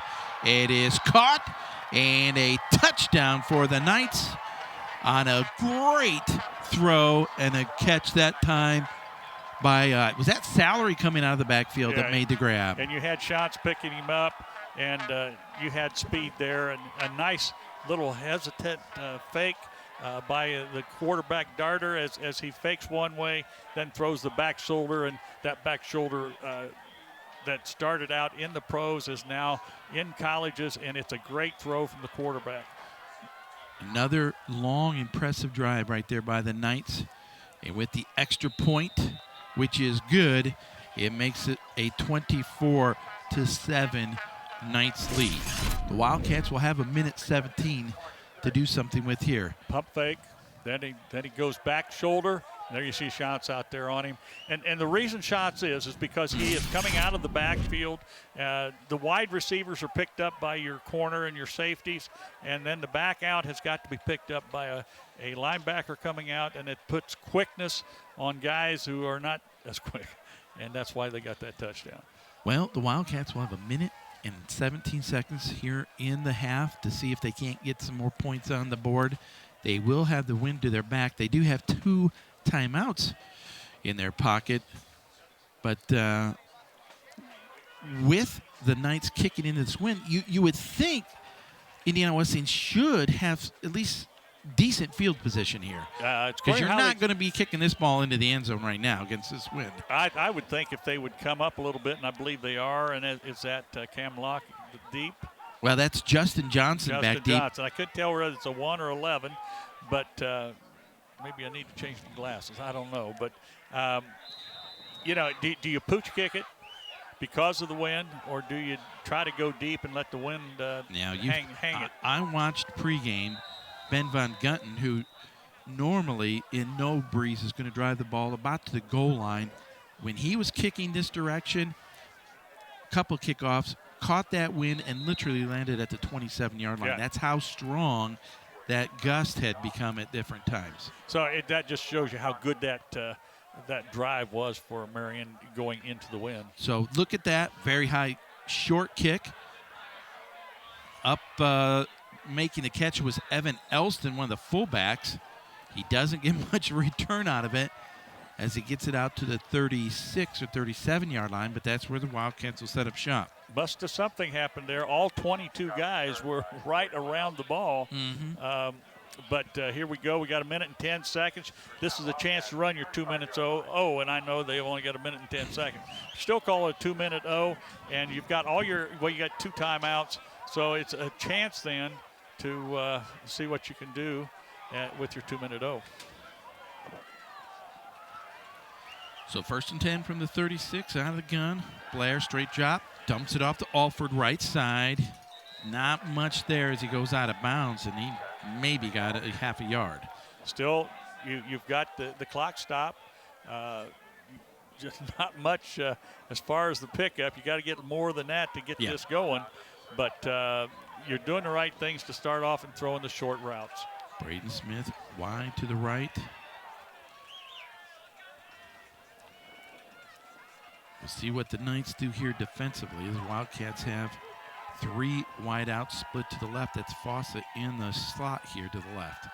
Under pressure, stepping up, firing across the middle. It was incomplete through the hands of Tommy Fawcett. Zach Blair put a little pepper on that pass, but Fawcett had his hands on it. Marian's defense running a 4 front with a 2 high defense. We've got 2 secondaries. And basically when you stick Braden Smith out there by himself, you've got a man on out there, and then you've got a safety that's rolled over towards him. So if you're throwing to Smith, you're probably going to have a double cover. Mac Dutra, the defensive end, lines up here now on the right side. Number 6.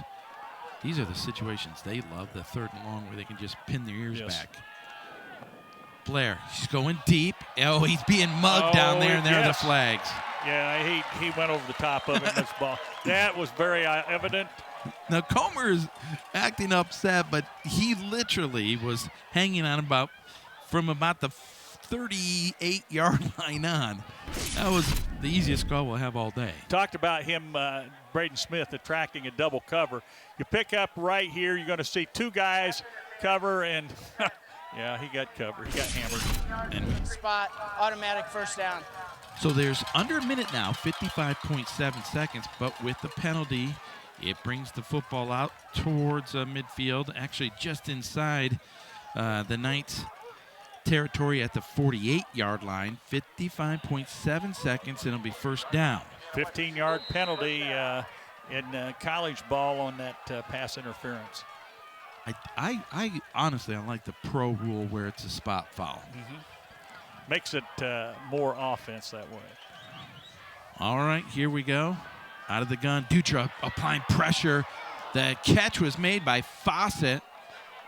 Oh, that hurt. And he's down immediately. The Wildcats, have they used a timeout? No, they don't. Boy, Blair took a shot there on that pass. The clock is running. Under pressure, firing across the middle. Fawcett makes the grab, first down. Timeout coming, here it is. The clock stops with 31.2 seconds. The Wildcats will have it 1st and 10. Oh, no, the clock didn't stop. Excuse me, for a timeout, yes. Yeah, it was just movement of the chains. And so Indiana Wesleyan has to go to timeout. We'll take a quick break. There is a timeout.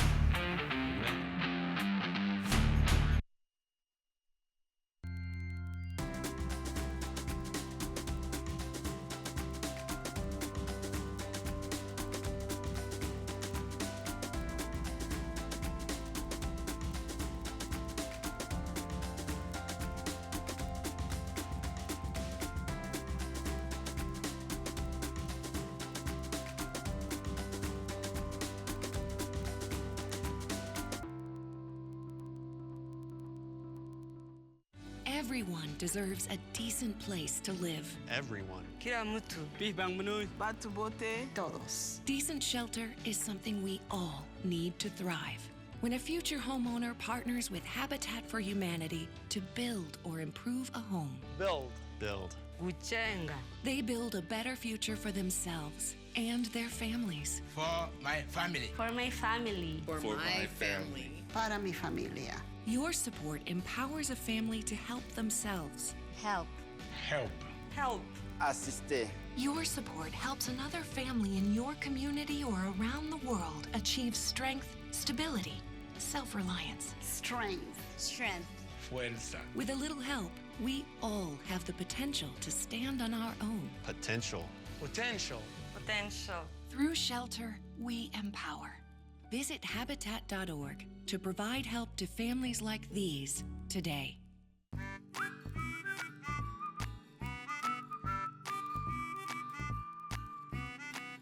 Hello again, everyone. Welcome to Crossroads. I'm Randall King. And I'm Katie King. It's Kappa. Here we go. Here we go. Tries it actually works. Now I can maybe actually get some points. I'm Randall King. And I'm Katie Key. The Crossroads of Life brings people together, and that's what we try to do here each week. Thanks for watching, everyone. So long. All right, it's 1st and 10 for the Wildcats. The ball at the 35-yard line. This would be a 52-yard field goal attempt for Von Gunten if they would try from here. Oh, look at Blair under pressure. Now there's a penalty flag as he tried to get rid of the football. That play not only took a lot of time, it's also going to be a penalty. Now, is it a hold or was it a face mask? I think it was a hold. There's another flag out here on the far side of the field, so we're going to have to sort this one out. Should mention both teams on the board have 2 timeouts. Here we go. Personal foul. Defense, number 95, face mask. 15 yards from the previous spot. First down. Wow, that's a big boost for Indiana Wesleyan's offense. So the Wildcats will have it now down to, the ball's going to be spotted at the 20-yard line. It'll be first down, but 18.5 seconds remaining. 2 timeouts on the board. Braden Smith wide to the left, Caleb Kelly wide to the right, 4 wideouts altogether. Time, now under pressure. He's going to eat the football as he's sacked back at the 27-yard line. The Wildcats are going to have to use a timeout. 12.6 seconds remain. They have been doing what we call the Russian 3. Instead of rushing 4, they've been rushing 3, but late they're bringing a linebacker who's not picked up then. Now, with this wind, is there another flag down here? Yeah, I think we got a defensive hold. There is a flag way back, back at the 10-yard line, and I think it's a defensive hold. Which will be a 5-yard penalty and a first down. Here we get the call. Holding, defense, number 34. 10 yards, automatic first down. Timeout. Wow. Indiana Wesleyan. All right, the That is their Wildcats second of the half. are going to use a timeout. There was a hold on the play, so it'll be 1st and 10 for the Wildcats at the 15-yard line. Hannah complained of a headache. It was a rhabdomyosarcoma. Within a few days, Hannah was in treatment because we were told that the tumor was very aggressive. St. Jude is an asset to the world. The research that is developed here is offered freely. I think it's the kind of place that could teach the world a couple of lessons about how to treat people. If those lessons could be learned, this world could be a better place. I don't think of this as a high school weight room. It's more like a high school classroom. I'm learning how to manage my time here. I'm learning that it's important to have goals and that it takes persistence and commitment to reach them. And I'm learning that the best way to lead is by example. Indiana high school sports. They're more than just a game. Come and see me play.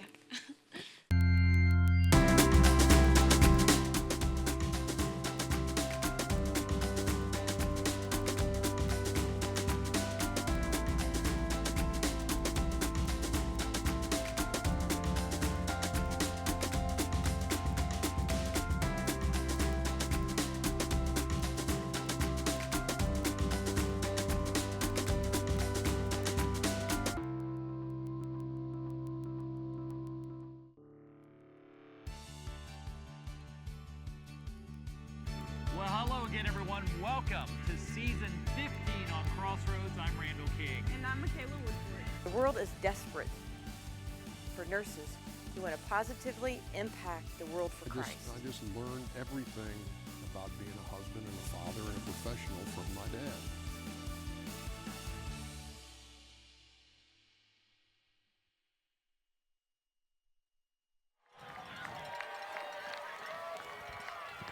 Wildcats looking to get some more points on the board before the end of the half. There's 12.6 seconds to go.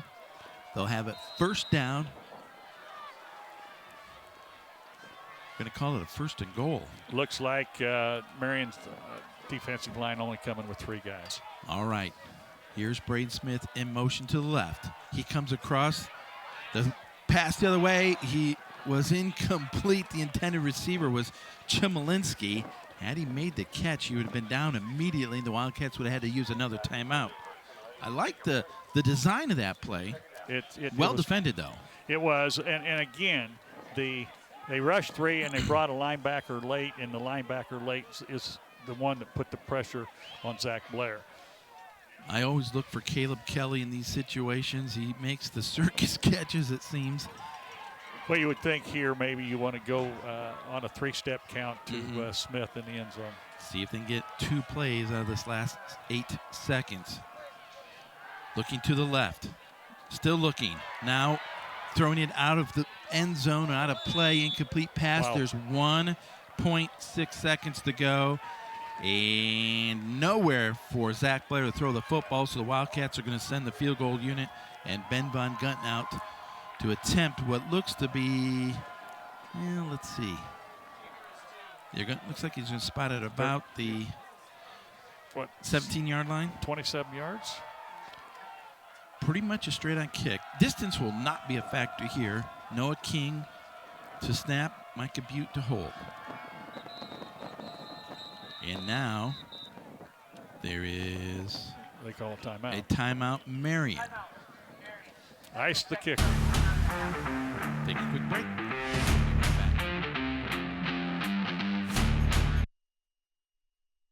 How do we help someone flourish and gain fulfillment? On a consistent basis, you see people's life change. You have the power to make good choices, you have the power to make bad choices. I really do want him to say, well done, thou good and faithful servant. Maybe this is what I'm wired to do. This is what I was meant to be. I feel like I was not living life to the fullest.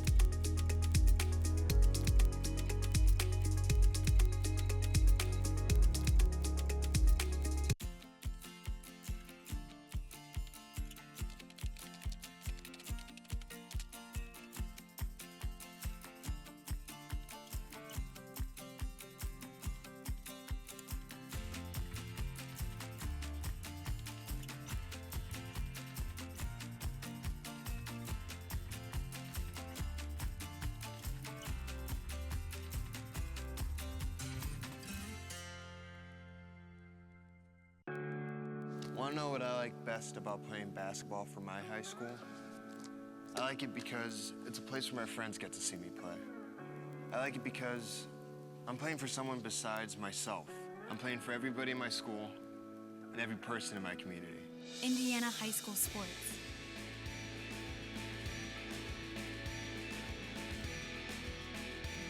They're more than just a game. Come and see me play. As a mother, you don't want to have to worry about this bill is coming, but then she needs this chemo. That's a decision you shouldn't have to make. At St. Jude, a family never sees a bill at all, not one bill. It's like the world has been lifted off of your shoulders. The treatment doesn't get any better than what you receive at St. Jude. It saved my life. It saved my daughter's life. It saved our family.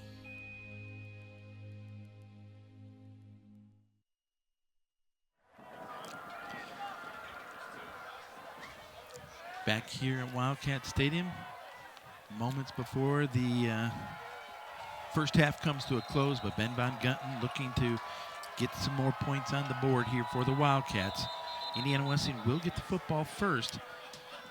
Excuse me, they will kick off. They will kick off the second half. And now the Knights want another timeout. I don't think this will be a long timeout, but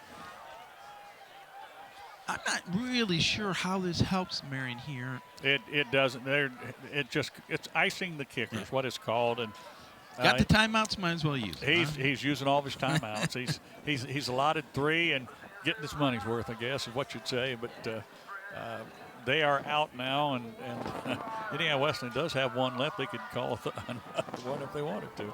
Well, we have this moment here.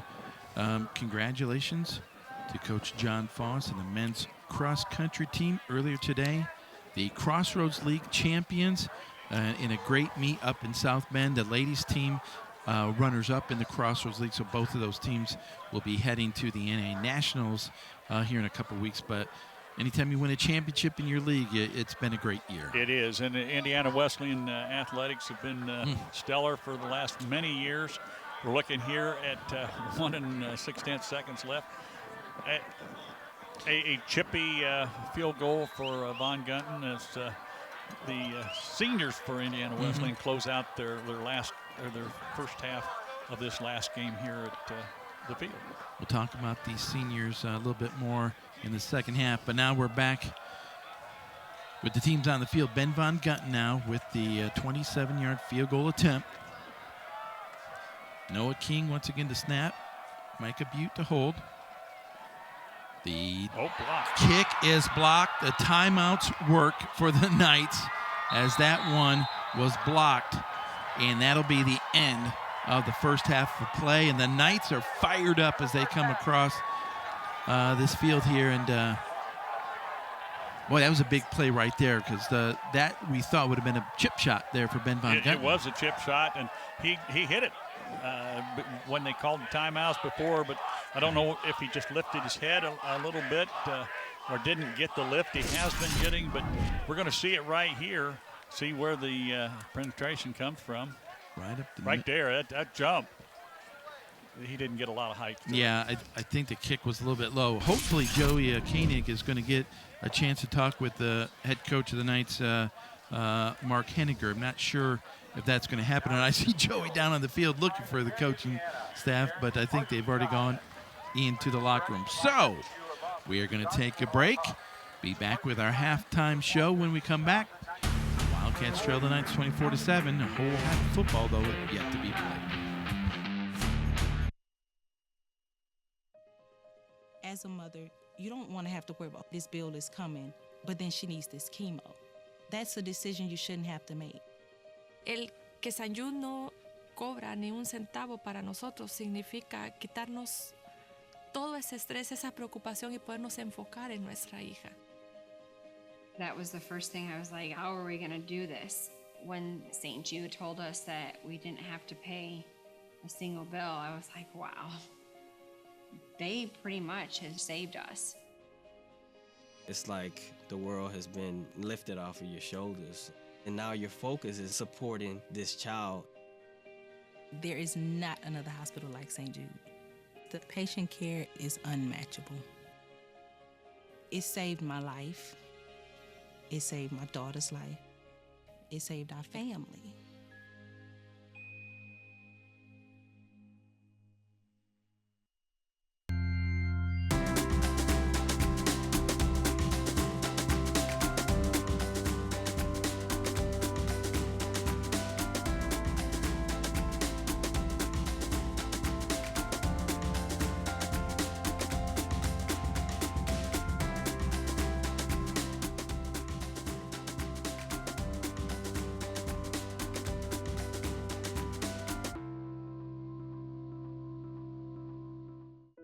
Time. They say it flies, but in some places it can stand still. Here, 2 grand hotels seem to whisper tales of splendor and enchantment from bygone days, where memories are made, romance is rekindled. French Lick Resort. Traditions live here. That's honest-to-goodness Indiana. Plan your getaway at visitindiana.com/historic. I don't think of this as a high school weight room. It's more like a high school classroom. I'm learning how to manage my time here. I'm learning that it's important to have goals and that it takes persistence and commitment to reach them. And I'm learning that the best way to lead is by example. Indiana high school sports. They're more than just a game. Come and see me play.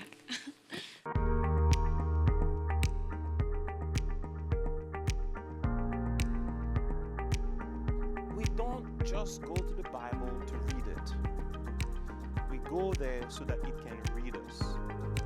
We go there so that we can allow the text to change us.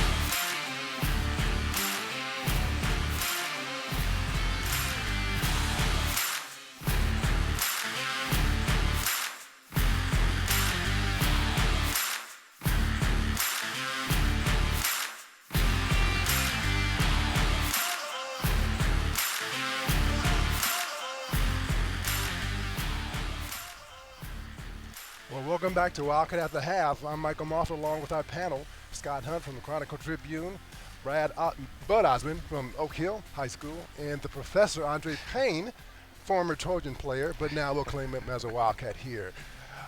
Gentlemen, let's get right to it. First half, what did you see, Coach? Well, I think, they got themselves in a bind early. Given Marian the short field early, got themselves down 2 scores quickly. As you see here, yes. As they got back into it, once they got past that point, kind of played not an even game, but played better and played much better defensively. Just got to quit giving up short fields and giving them, a team like Marian that kind of advantage, that kind of momentum. Low-scoring game, but at the first quarter, but we seem to be moving the ball, and the running game seemed to be sound. And you've got, again, the money men, salary and what is it, dollar? Salary money. Yep. We're cashing in a couple of times in that first half. So what do we have to do to make sure that we are hopefully just at least stabilizing their offense? Well, it's happening at the line of scrimmage there. Marian's winning that battle so far, and they're picking up. They're not breaking off big plays necessarily in the running game, but they're picking up 5 and 6 yards at a time, which has been their MO all year, and giving themselves third and short. So yeah, and the quick passes are working for us. And then we've got this score coming up here, a quick pass again to the corner. Braden's there again. He is our money man, as has been in this game. But it looks like we were holding our own, but the crucial, and then there's a opportunity there missed by us. We could have gotten the interception on that particular play. You can't give them those kind of second chances, or they'll do that to us. So again, they've cashed in again. So there are certain plays, we're 1 or 2 plays from being in, back in this game, and so now we put the pressure on our defense. Because offensive, they're rolling. So, well, listen, we've got more ahead on Wildcat at the half, including a walk down tailgate row to see what's cooking with the tailgaters. Stay with us.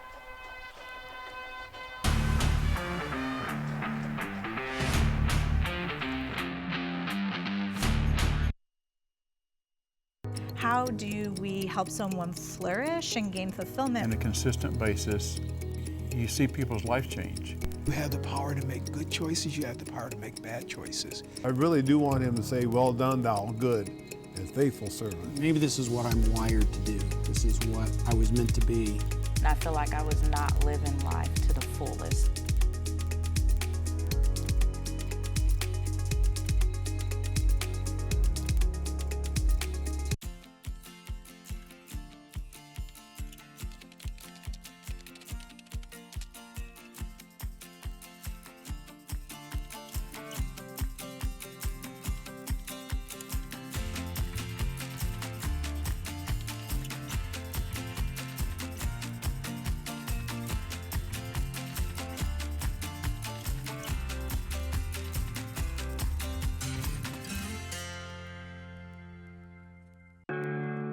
Want to know what I like best about playing basketball for my high school?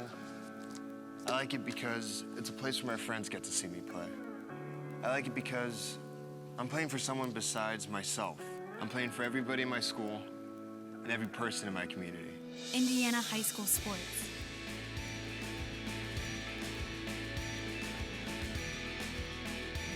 They're more than just a game. Come and see me play. As a mother, you don't want to have to worry about this bill is coming, but then she needs this chemo. That's a decision you shouldn't have to make. At St. Jude, a family never sees a bill at all, not one bill. It's like the world has been lifted off of your shoulders. The treatment doesn't get any better than what you receive at St. Jude. It saved my life. It saved my daughter's life. It saved our family.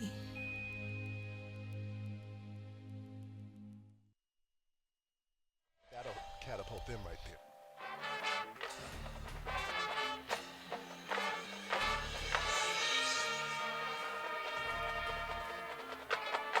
Welcome back to Wildcat at the Half. We are wrapping up year 2 of football at Indiana Wesleyan, and the players aren't the only ones still learning.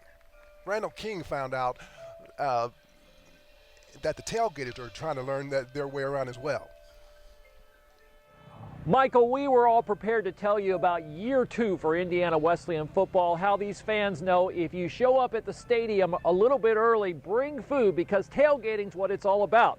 But on this last game of the year, on this cold November, what we found out is Wildcat fans, Hoosiers especially, they don't like the cold. Maybe they're just a little bit smarter than the rest of the tailgaters out there.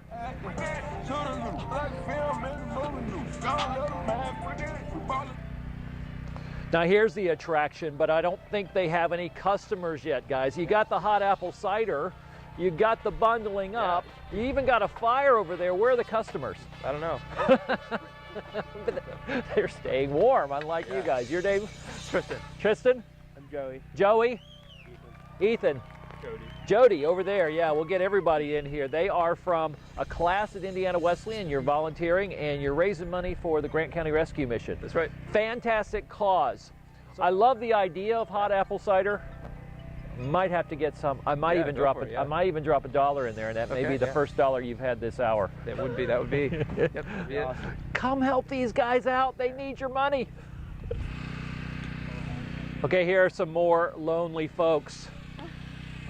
I checked in before we got on camera, and you guys are the Catalyst. Remind fans what the Catalyst is. So the Catalyst is our student section on campus. Everybody's a part of it if they go to Indiana Wesleyan, so we're just here and we lead it. Okay, it's not that far from game time, and the Catalyst right now is you two. Yep. And a couple of blankets. Yes, currently. Well, you got to do some work on this Catalyst bit. We Are you telling me IWU students aren't loyal enough to be out here for some hot chocolate? You know what? Not in this weather. Well, Catalyst has been great all season long. Let's get your name. I'm Lo. Lo? Lexi. Lo and Lexi, and I'm sure at kickoff there's going to be a few more of you there, right? Either way, it'll be hype. Catalyst. They're heating things up. Can't you tell? Oh, I don't. All right, got to tell you, you're the last people on tailgate row. And I admire your courage, but I'm thinking you're looking like you're packing it in. Am I right? No, we're just getting started. I like that commitment. What's your name? My name's Dorothy Collins. Dorothy Collins. It's but so cold. She's here. She's committed. She's going to be cheering on the Wildcats. So, Michael, as the Indiana wind machine kicks on and we head back to the stadium, we've learned a couple of things. These Wildcat fans have learned a lot about tailgating, but more importantly, they haven't forgotten how to stay warm. One thing's for certain, their bellies will be full and they will be there and loyal for kickoff, because this year they got a lot to cheer about. Back to you guys. I am still looking for my bowl of chili, Carol. Please bring it to me. We're freezing out here. You know, I think it might be ice chili at this point. Some icicles forming on that chili bowl. So. Well, listen. One more quick break, and then we'll hear from the experts here and see what we can expect from the second half. We'll be back.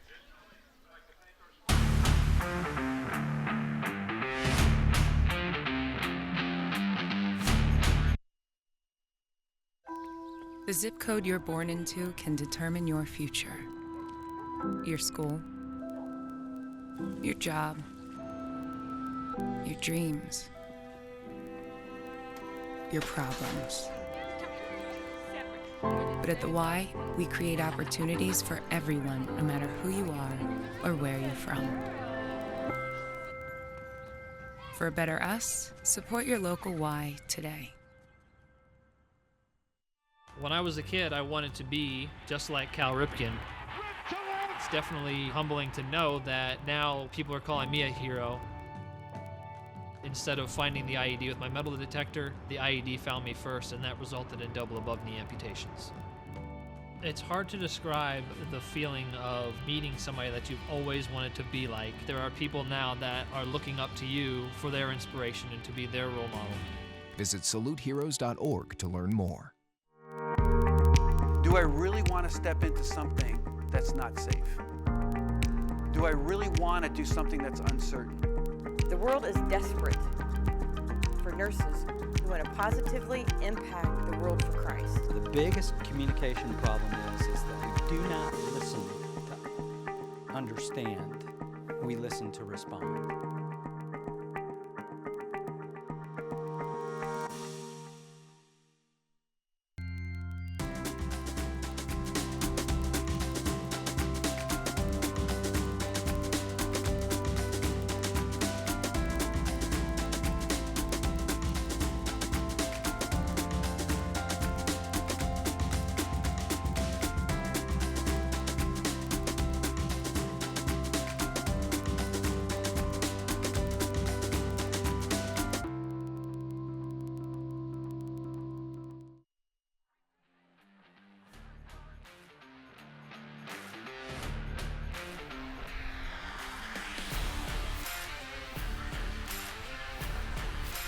Well, welcome back to Wildcat at the Half. Gentlemen, what adjustments do you see that we need to make on both sides? Well, I don't know about an adjustment, but we got to take advantage of the opportunities. I think we've had 3 drop passes and 2 dropped interceptions, and those are things that we got to capitalize on, make those things happen. But I've heard Coach Langs talk about they haven't played their best game of football yet. In order to win this game, Indiana Wesleyan is going to have to play almost a perfect half of football.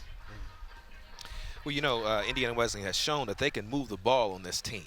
And so they're going to have to do more of that and limit the turnovers and capitalize on, thrown missed balls, by the opposing team. So. Exactly. Well, thanks again to our panel, Scott Hunt from Chronicle Tribune, Bud Osmond from Oak Hill High School, and Andre Payne, the professor here at IWU. And thanks to all of our panelists and those who have been here all season long helping us out with the broadcast. So when we come back, Roger and Ron will take us on to the second half for Wildcat football. We'll see.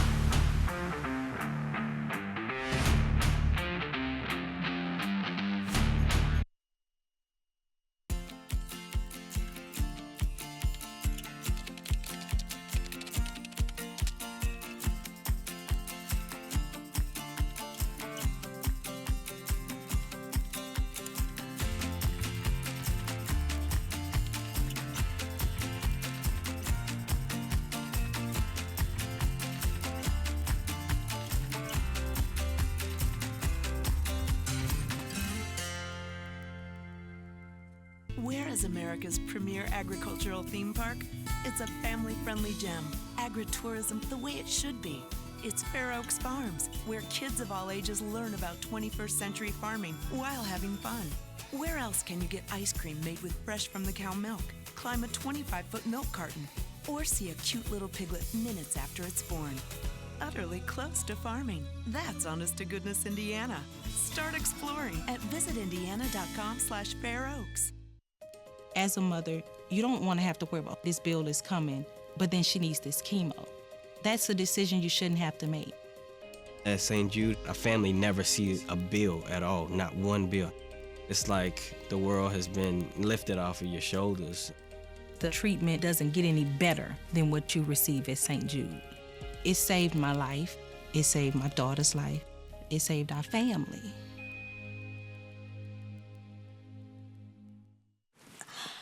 I don't think of this as a high school weight room. It's more like a high school classroom. I'm learning how to manage my time here. I'm learning that it's important to have goals and that it takes persistence and commitment to reach them. And I'm learning that the best way to lead is by example. Indiana High School Sports. They're more than just a game. Come and see me play.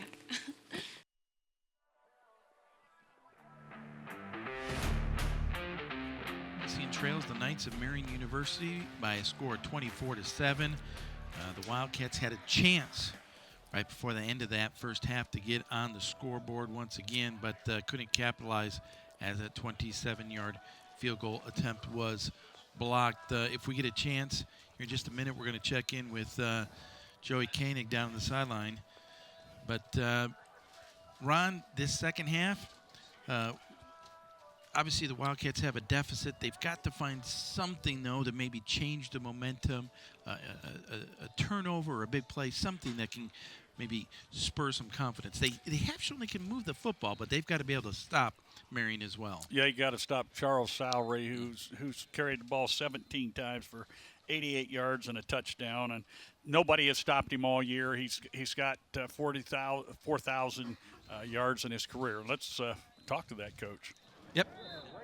30 seconds. All right, Coach, so the double freeze the kicker worked. Is that something you had been planning and working on? No, I figured we got 2-minute timeouts and not, why waste one and carry him into the locker room. So, 2 minutes, I figured I'd have a hard time standing around for 4 minutes and then go try to do something, so it was worth a shot. He's a good player. Now you made a couple gutsy fourth down calls and both of them worked out. What was your thought process behind that?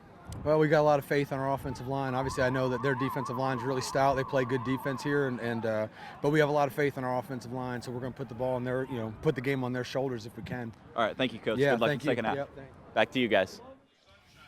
Well, thank you so much, Joey, and Mark Heiniger, the very successful head coach of the Marian Knights. I think a lot of times you might expect the Knights, the number 2 team in the nation, the Wildcats only in their second season.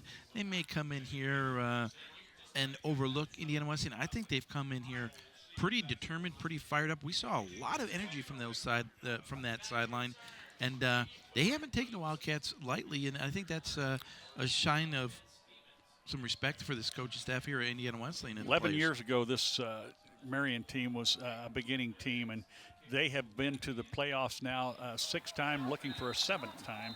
So they know what it's like. They're not going to underestimate any team, in my estimation. Well, Ben Von Gunten kicks this one off as he puts toe to leather and drives that one out of the back of the end zone. The Knights will be going from our left to our right. Big third quarter for Indiana Wesleyan. This is the quarter where they will have the wind at their back when they're on offense. That's correct, and certainly we talked earlier. Charles Salary was 17 carries for 88 yards. Ethan Darter, the big 6'6" quarterback, senior quarterback, 2 touchdowns and 154 yards of passing in that first half. And Johnny William, they're wide out. Only 2 receptions, but 99 yards on those 2 receptions. Yeah, he's a big play man, and so Greg Miller has been too. But they have 4 good receivers, probably more than that, if truth be known. And we have got to have something, and I really think our linebackers in the second half have got to be the difference in this game, stepping up to stop Salary and then playing that underneath cover on the passing game. But Salary did get a nice gain on that first down play. Second down. This time he's hemmed in, and he'll be hit for just a very short gain. Initially, Owen Perkins making the hit there, but even when Salary, you think you got him stopped, he's still going to find a way to get at least a yard or 2. Yeah, Owen Perkins, by the way, 7 tackles. This young junior from Mirror, Indiana, Oak Hill High School, has maybe played his best game of his career thus far with 7 tackles in the first half of this game. So now it's 3rd and 1. Salary left side. He's down and taken down for a loss. I believe in there defensively for the Wildcats That was Isaac Albeo. No, excuse me, Ishmael Avila making this stop. Now there is a flag on the play. A late throw. Oh, we're going to see the replay there, but Avila, who made the stop, got up but then went down. I wonder if he got that leg tucked up underneath him. Here we're going to see it. And he's going to make a good penetration right here. And maybe he was kicked as he took the man down. Fouls. Unsportsmanlike, Okay. number 9 on the offense. Unsportsmanlike, number 4 on the defense. Those penalties will offset. The result of the play is 4th down.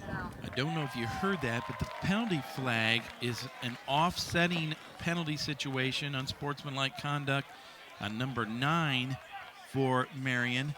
That is Miller, the wide receiver, and then Massimo Pagnoni, one of the defensive backs for Indiana Wesleyan. But a big stop as he comes across and gets that tackle for loss, and that doesn't happen very much with this Marian team. They're a positive 99% of the time team. On the 4th down punt, a low, no return punt that takes kind of a neutral bounce to the left, rolls out of bounds at about the 35-yard line. I thought back to deep there for the Wildcats. We had Justin Johnson and Tommy Fawcett, and again, we had the benefit of watching warm-ups, and they were deeper than what that punt has any chance of going. Yeah, much deeper. This is the quarter, and you said it. They have got to score in this quarter because you got the wind behind you. You need to start off and have positive plays every time out this quarter. From the 35, Alford turns it upfield and gets a nice gain on 1st down as he gets it out across the 40 to the 41-yard line. You're down 3 scores. You've got to make some positive. Really, you're not so much wanting to burn clock when you're behind by 3 scores. If it's a close game, yeah, you want to burn clock.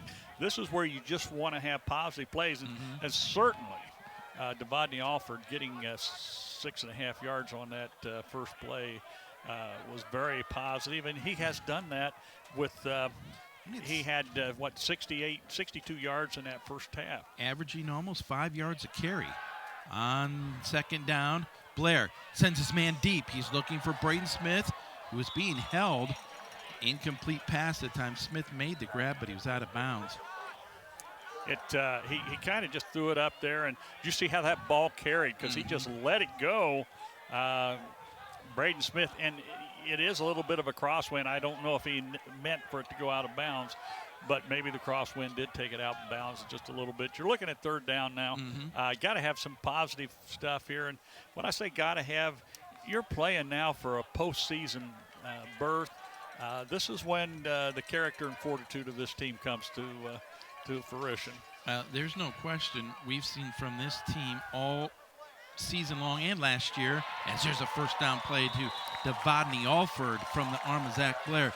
But I don't care what the score has been, up or down, this team has demonstrated a willingness to put the ball down and play for 60 minutes of football. You know, we have honored the 4 playing seniors before this game.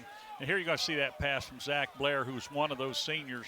As he gets it to Devodney Alford, he's led out. Zach Blair was here with his parents and his fiancee, Lauren Brown. He's going to get a degree in administration. And this Zach Blair is somebody special.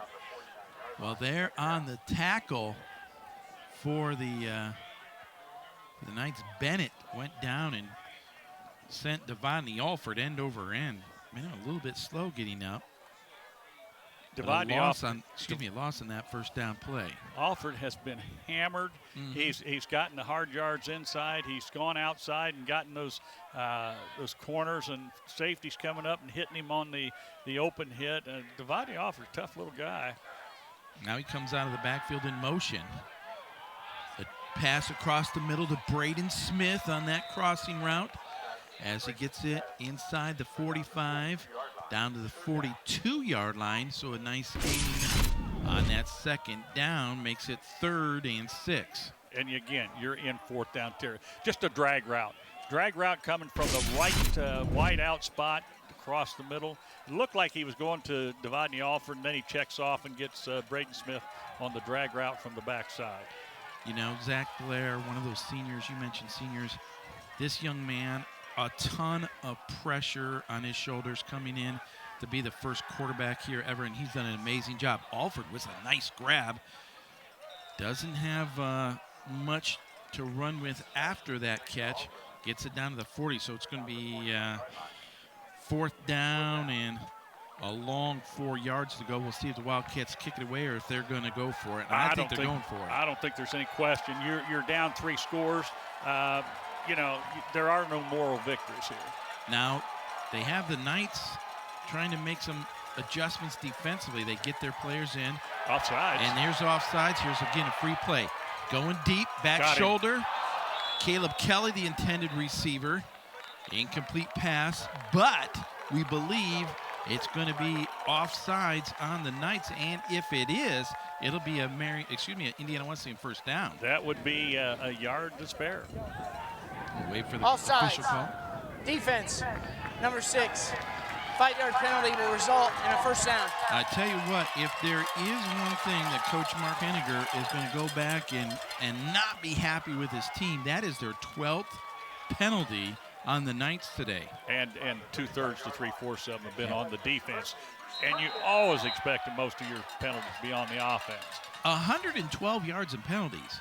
Alford on the reverse. Can he get the block? Oh, defensively making the play that time was Bennett. He stayed at home. That was a good no block by Jackson Burke that time, because it would have been a block in the back. Mm-hmm.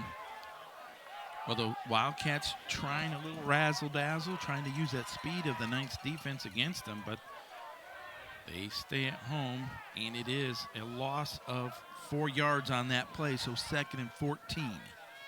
Looks like the Knights are bringing 5 guys, so with your 5 defense or offensive guys, you got to make sure that you account for all 5 of those guys up on the line. Under pressure, here's a toss to Alford on the right side. The throw was a little bit low as Blair was under pressure, but Alford had a little bit of running room there. And not only did they bring those 5 guys they lined up, they brought the middle linebacker too. So put 6 guys on the 5 blocking guys, and you can't block all those guys. They put the Indiana Wesleyan offensive line in a no-win position. So now, Wildcats 3rd and long, 3rd and 14. And again, Roger, I think we're in a situation where you got to say everything from here on is 4-down territory. Here's Blair, has time, stepping up. He's going to run with it. He's going to slide down. He's going to be short of the first down. Well, he took a hit as he was sliding down. And I think he thought he had it, but he didn't. He's just a little short. I tell you, Coach Jordan Langs is not happy right there as he was letting the official know. He thought this was a – there's an injury timeout, though. Let's watch Zach Blair. Here we go. And it's a late hit. It had to be a late hit because he went down. Well, one of those would-be tacklers, I believe that is, let's see, number 17. That's Flaccari for the Knights, is still down on the field. But with that big gain on 3rd down, it's going to be 4th down and, well, it's 3, but it's going to be a long 3, but that's a whole lot better than 4th and 14, isn't it? It was, and that was the leadership and the experience of a senior quarterback making that decision. Hey, you're just rushing 4 guys, and we've got those covered. So nobody's taking me, and so he ran. When he's running, then somebody has to come off of a receiver to go tackle the quarterback, and that's what happened. He slid just a little bit early, but well, you got a 4th down and 2.5 yards to go, so it's a very doable thing. You know, is there any athlete at any college in the country, in any sport, that gets more of a spotlight on them than the quarterback, the starting quarterback, you know, and what Zach Blair has done here in his 2 years, You know, he the Division I transfer from Ball State, in a startup program where no one really knows what the expectations are or even should be. He has done an amazing job leading this team, not only on the field but off the field, and they put a lot of pressure. The coaches put a lot of responsibility in his hands, and I think he's done an amazing job. He has responded, and let's keep that in mind as we go to this 4th down play. It'll be 4th and 3. The quick hitter, Fawcett through his hands, incomplete pass, and now there's a late penalty, and I think this is going to be against Comer, who was hit Braden Smith late, and if that's a Marian Knights penalty, that'll drive Coach Henniger crazy right there. Again, it's just their defense are making a lot of stupid mistakes, which are allowing Indiana Wesleyan to go. Yeah, it's silly. The number 2 team in the nation should not make mistakes like that. Let's see what we hear. After the play, personal foul on the defense, number 22. The result of the play was incomplete pass, turnover on downs. It'll be half the distance, 1st down, Marian. Oh, so since it's a dead ball foul, it doesn't change possession. So it's they're still a going bad penalty, but yeah, and here we're going to see it right here. He steps up, a pretty good rush, pretty good cover. The penalty, I said for a moment, was on Comer, but in fact it was not on Comer. It was on, I think, Daryl Wilson, who gave a shove to Tommy Fawcett after the play. Well, but the Wildcats cannot convert, and they turn it over on downs, and so Marian will have it 1st and 10 at, let's see, about the 14-yard line. You know, going back to Zach Blair, this young man, such a leader. Can you imagine this man? He's going to go into college coaching, and he wants to coach people like himself. I don't know if he'll find anybody like himself to coach, but this winner will produce winners. I'll guarantee you that when he goes on to that next level. Peyton Marksberry making the initial hit here, and then you see Mitch Hurlbutt wrapping up the tailback that time. Of course, that's Charles Sallery. 2nd down and 8 after a gain of 2. And expect to see Sallery once again, or maybe a play action pass here since 2nd and long. Wildcats defensively pitched a 3 and out on the first series. It'll be 3rd down now here, but 3rd and 3 after a pickup of about 4 yards on that play. Josh Davidson out there, leading tackler for the Wildcats, and certainly he has made his mark known this year as coming out and being the leader of this Wildcat defense. But again, you know that Sallery's going to get the ball on 1st down. You know he's going to get it on 2nd down, but you still can't stop him to keep him from getting those 1st downs. 3rd and 2, handoff. He's hit at the line of scrimmage. There is a flag down. The Wildcats might have been offsides here. The result of the play looked like it was going to be a 1st down, but we'll wait and see what the call is. And the Wildcats are pointing towards the Knights. There might have been some movement on that left side. Legal formation on the offense. 5 in the backfield. 5-yard penalty. Replay 3rd down. In the backfield. That doesn't happen very often. That a lot of times will mean that the tackle, because a lot of times they tend to fan as they go back, and occasionally a tackle will not get up to the line of scrimmage. All right, so we'll replay 3rd down after the loss of 5 yards. It'll be 3rd and 8. You would think it's a throwing down, but not necessarily. Yeah, not necessarily. And that's where it puts the linebackers in a tough situation. We'll keep an eye out for William on the crossing route. They're going deep. Incomplete pass that time. The intended receiver there was Clark, and it was well defended out there by the Wildcats. I think Josh Davidson over there, maybe Justin Johnson in on coverage. And you know how we talk about putting pressure on the linebacker? J.J. Clark, the defensive coordinator, said we're not putting pressure on the linebackers. He blitzed the linebackers that put pressure on Darter, and Darter, in effect, throws the ball away. So back deep, Cam Locke this time, along with Justin Johnson. Boy, they're still pretty deep. Frame kicks this one away. Oh, no. And there's a very short kick. Once again, takes a little bit of a Marian bounce, but it's going to stay on this side of the midfield stripe. And Indiana Wesleyan will have it 1st and 10 at the 45-yard line with 6:43 to go. Now, I know the Knights have had 2 possessions here in this second half. They haven't really done much offensively, but we're already halfway through the third quarter, and the Wildcats haven't been able to take advantage of this wind. That is the key, Roger. We're over halfway through the third quarter where the wind is your ally, and we haven't done anything with it. We have spent the entire third quarter in Marian territory, but we haven't put any points on the board. So here we go, 1st and 10 for the Wildcats. Alford, right side, not much running room there. He's going to be eaten up and taken down there for a loss of a couple yards. So it'll be 2nd down and 12 now for Indiana Wesleyan. Give Mays with the tackle, excuse me. Yeah, give defensive end Jordan Lewis for Marian, all the kudos for stringing that out like he did, and then eventually getting the tackle for loss. As they're such a good defense, and we haven't scored more than 7 points, and that's about all they give up in a game. Alford out of the backfield, makes the grab, turns it upfield, gets it down to the 40-yard line. A gain of about 7 yards on 2nd down. So it'll make it now 3rd and 5 for the Wildcats. This is this shows how quick they are.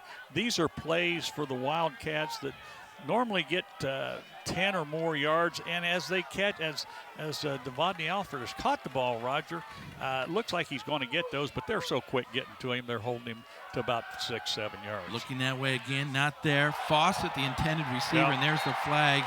And I was waiting for the flag because draped all over Tommy Fawcett before that pass came there was Bennett for the Knights. This official that is located where the linebackers were did not throw his, but the line judge, who pass interference, just never throws number 7.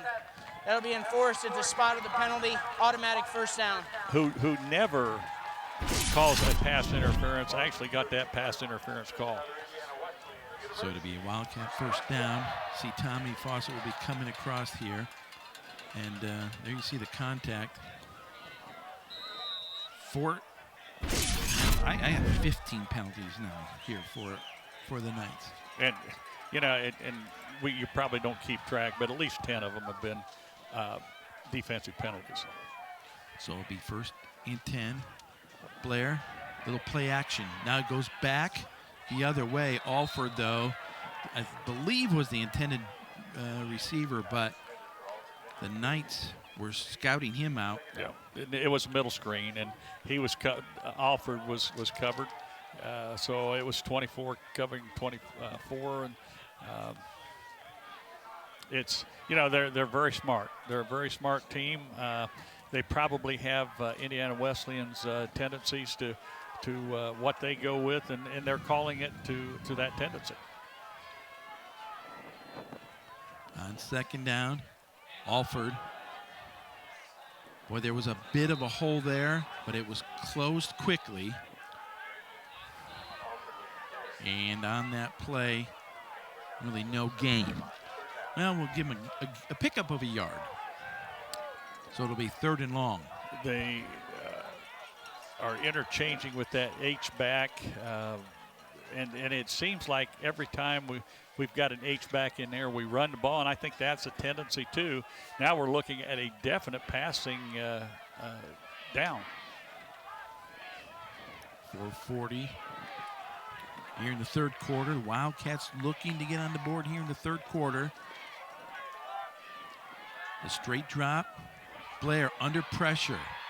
On the run, fires back across the middle. It was caught by Braden Smith, but then it was dropped, so it's going to be an incomplete pass. And we'll see what the Wildcats do here. Ben Von Gutten, is he going to come out to punt or try a field goal here? Well, I think he's going to punt the ball. Here's that play that we just saw. Got to see how tight Smith is covered. And Smith is, and that's the thing I've seen here. Marian defense seems to be just a little bit quicker, and they're covering Smith just a little bit tighter. Well, before the snap, it's going to be a timeout called for by Marian. 10 guys out there.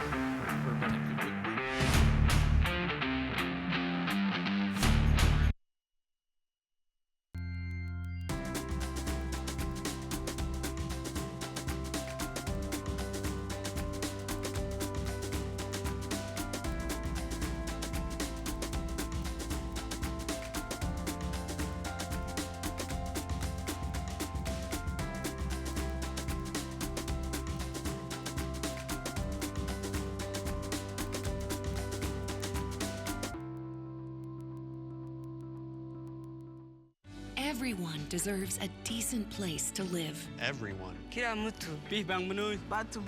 Todos. Decent shelter is something we all need to thrive. When a future homeowner partners with Habitat for Humanity to build or improve a home, Build. they build a better future for themselves and their families. For my family. For my family. For my family. Para mi familia. Your support empowers a family to help themselves. Help. Help. Assiste. Your support helps another family in your community or around the world achieve strength, stability, self-reliance. Strength. Fuerza. With a little help, we all have the potential to stand on our own. Potential. Through shelter, we empower. Visit Habitat.org to provide help to families like these today.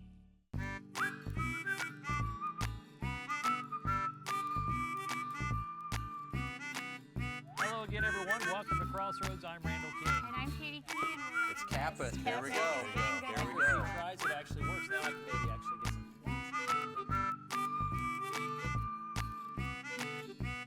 I'm Randall King. And I'm Katie Key. The Crossroads of Life brings people together, and that's what we try to do here each week. Thanks for watching, everyone. So long.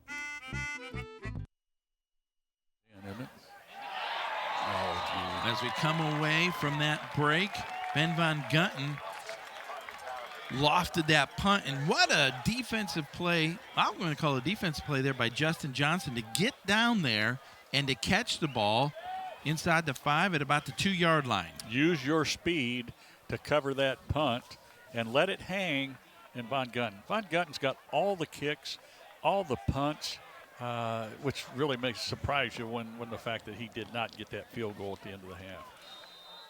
Well, speaking of punts, this Wildcat defense here in the second half has forced the Knights on their first 2 possessions to punt the football away. We'll see if they can do it once again.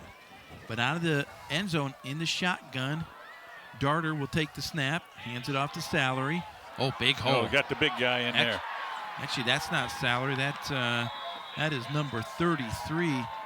Tristan Taunton. Yeah, Tristan Taunton. And he gets a big gain out across the 20 to the 21-yard line. A pickup of 19 yards. 6'1", 215, and he's the big battering ram for him. And, of course, Charles Salary is the quick scat back and has gotten about 100 yards in this game. Here's a handoff once again. Tante. He gets a pickup. Looks to be about 5 yards on first down. And Tante does not have nearly the speed and quickness, but he has the power, and he has the power to go over the top of the defense. We're going to send it down to Joey Koenig after this play. It'll be 2nd down and 5. Darter once again with the handoff and no gain on that play. Davidson in on the tackle along with Marksberry. Joey, what you got for us? IWU's defense has shut down the Marian offense through 2 possessions to start this half, something that is not new for a defense that has been consistently better in the second half of games this season. Defensive coordinator J.J. Clark said that can be attributed to halftime adjustments in the conditioning of his players, who lift with high intensity all season long. We'll see if the Wildcats can continue this trend this drive with the ball starting deep in Marian territory. Back to you guys. See if the Wildcats can get a stop here on 3rd down. It's 3rd and 5. The quick hitter. The pass is complete. And, boy, it's going to be right at the 1st down marker, and it should be a 1st down as the reception there was made by Williamson. This was a good throw here by Darter. You got to see linebacker blitzing. Yeah, it was kind of wobbler out there, but Locke comes up, gets the tackle, but what, by half yard? Half yard. That's tough to stop that, but secondary was right there once again. Fresh set of downs. Here's the handoff, Tante. Oh, he's got a lot of running room, and he could go. He's at midfield and finally caught from behind, but not before he gets into Wildcat territory. 1st down at the 39-yard line. Great pursuit by Cam Locke again. Cam got the last tackle, and from this left side, Cam Locke pursues from the left side to the right side. 24-7, Knights on top as we're under 2 minutes to go here in the 3rd quarter. 1st and 10 at the 39. The play action, under pressure, across the middle, and it's knocked away. Incomplete. Once again, a near interception that the Wildcats just can't seem to pull down. They've had 3 of those today. 2 guys running into each other. It was it's just it's not there. It's because you've got as a defensive coordinator, you've got those guys in the right spot. They're just not intercepting those passes. That's the 3rd time that that the defense should have had a pick. Here comes the pressure, and that time Shantz comes up to make the stop. It'll be a loss of about a yard on the play, so now the Knights will be looking at 3rd and 12. Josh Davidson pursues through the backside. I can't say enough how active Josh Davidson is on this defense. He leads the defense in tackles for the season. Josh Davidson, it's not an accident that he does this, because he pursues every play until the ball is stopped. See if the Wildcats can get a stop here on 3rd and 12. Darter pointing out to the left side. He's looking across the middle. His tight end, the intended receiver, but he's overthrown. Incomplete pass. And so the Knights will be forced to punt it away once again. You have Chance coming, Mark Sperry coming. You brought all of your linebackers to put pressure on the quarterback. And when you do that, it seems like it works, because 3 times in my memory here in this game, they brought in all the linebackers, and he's had to get rid of it for an incomplete pass. This has been great 3rd quarter by this Wildcat defense against one of the best offenses in the country. Yeah, really unbelievable. They bring the pressure. Yeah. It's blocked! And picking it up, going back the other way, Justin Johnson at the 30, at the 10, 5, 4, 3, 2, 1. Hello, end zone. No flags. Touchdown, Wildcats. And that was a call down here on the field. And was that Bilski or Visser? 58 or 59 that got the block. We'll see that. 59, that was... My name is Matt Bilski. Bilski got the block as they brought everybody. And Bilski was the man who put on the big hit last week that caused the fumble and the fumble return for a touchdown. But what a play for the Wildcats. That was the break that they needed. Here's Ben Von Gunten now. And the snap is down. Kick is up. It is good. And the Wildcats cut the lead 24-14. Good for that defense and that special teams. Here we're going to see it. And here, well, we can see it after the block, but I think it was Bilski. Juice Johnson gets the pick up. And when Juice gets the ball in the open field, there's not many people that are going to catch him when he's got a couple steps on you. Scoop and score for Juice Johnson. And now the Wildcats will be able to, kick off once again with this win. But again, credit to this defense run in this third quarter. They had the 3 and out. Then the next possession, they forced a punt. Here they forced a punt again, and they get the block. I think we're going to see that here. This is the punt block, and they're bringing everybody. Right here. I think you're going to see. Coming up the middle. Nope, it wasn't Bilski. It was. I think it was Joshua Fusco, who made the block, number 13.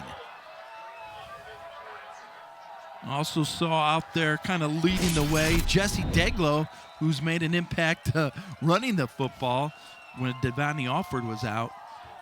Oh, wow, look at this one. Yeah, good kick. That'll be a touchback.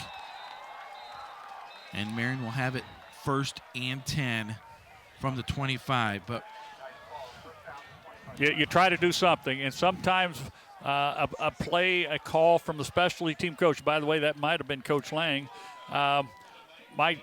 Coach Lang might have made that, but whoever made that decision to go after the ball, it was a correct decision. A scoop and score for Juice Johnson, a block of the punt, and now instead of being 3 scores, it's 2 scores, and you're in the ball game. I have a feeling we're going to see a heavy dose of Charles Salary now, but let's see what the Wildcats defensively can do. Wildcats in just a 3 front.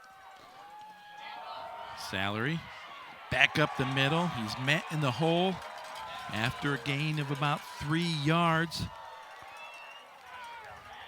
I think that was Josh Davidson maybe in on the stop. I think you're right there. So a pickup of 3 yards on 1st down. The Knights do not have to run another play here in this third quarter. Well, they do snap it. Rolling, stopping, firing towards this side, completing the pass, the 1st down, until Cam Locke makes the stop. But the pickup of the 1st down on that play by Pressler will bring this third quarter to a close. We'll take a break. Back with the 4th quarter here on the Wildcat Football Network.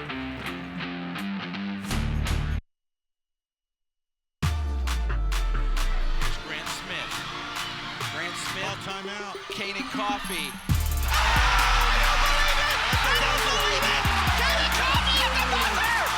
Kanan Coffey from the promised land. What did we say 2 minutes ago, Roger? They want to take a look at it. We said, could this come down to another final shot? We're going to take a look at a replay, but I do not believe what I just saw.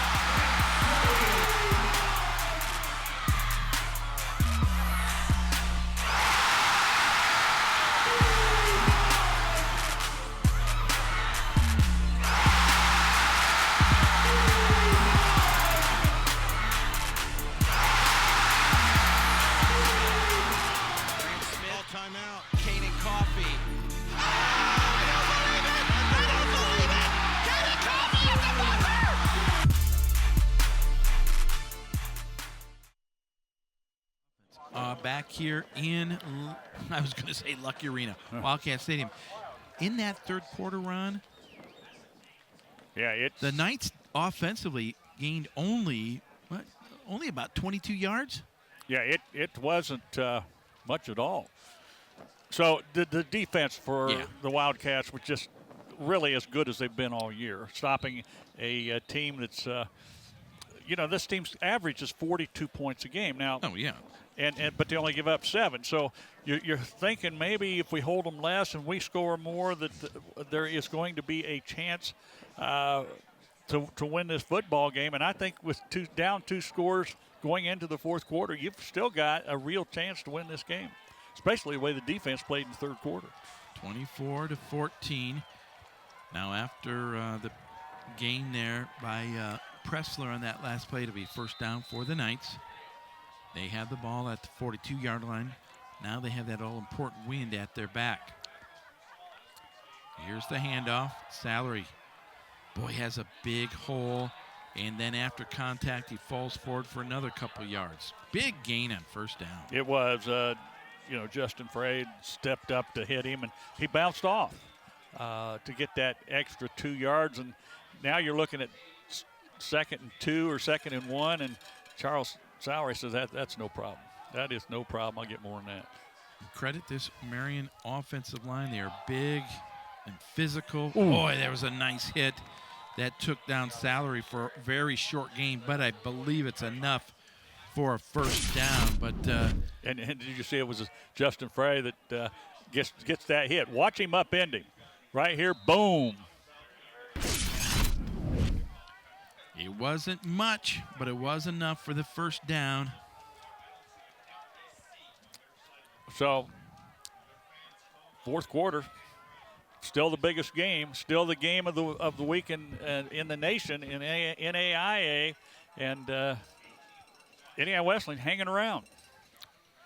So now Darter takes the snap. Salary hit in the backfield, has to fight his way back towards the line of scrimmage. Adam Shantz in on the tackle that time for the Wildcats. Shantz on the blitz from the outside, closed it quick.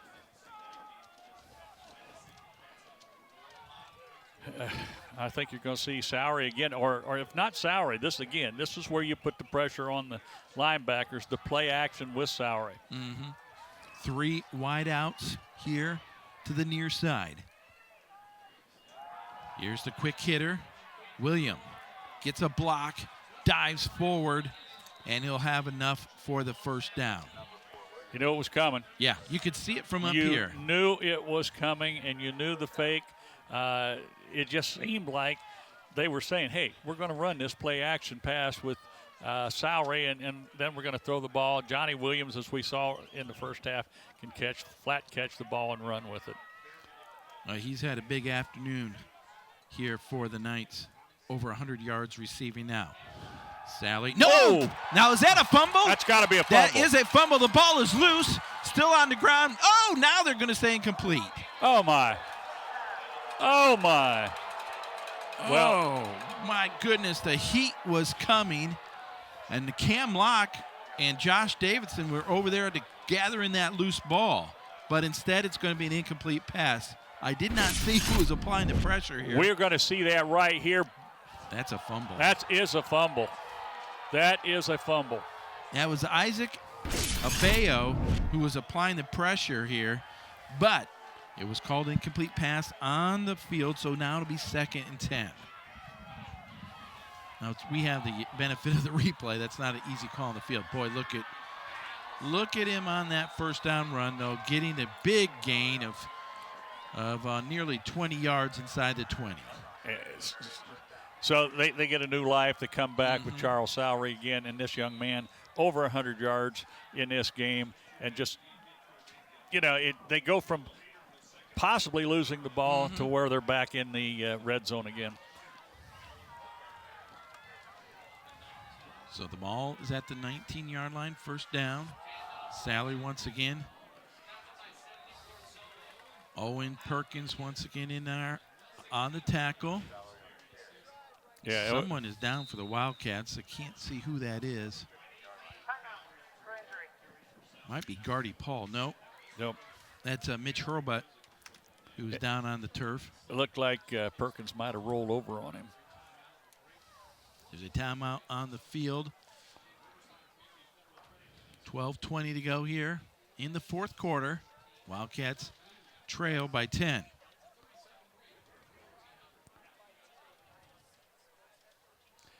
Looks like they're working on an extremity, and he is up already.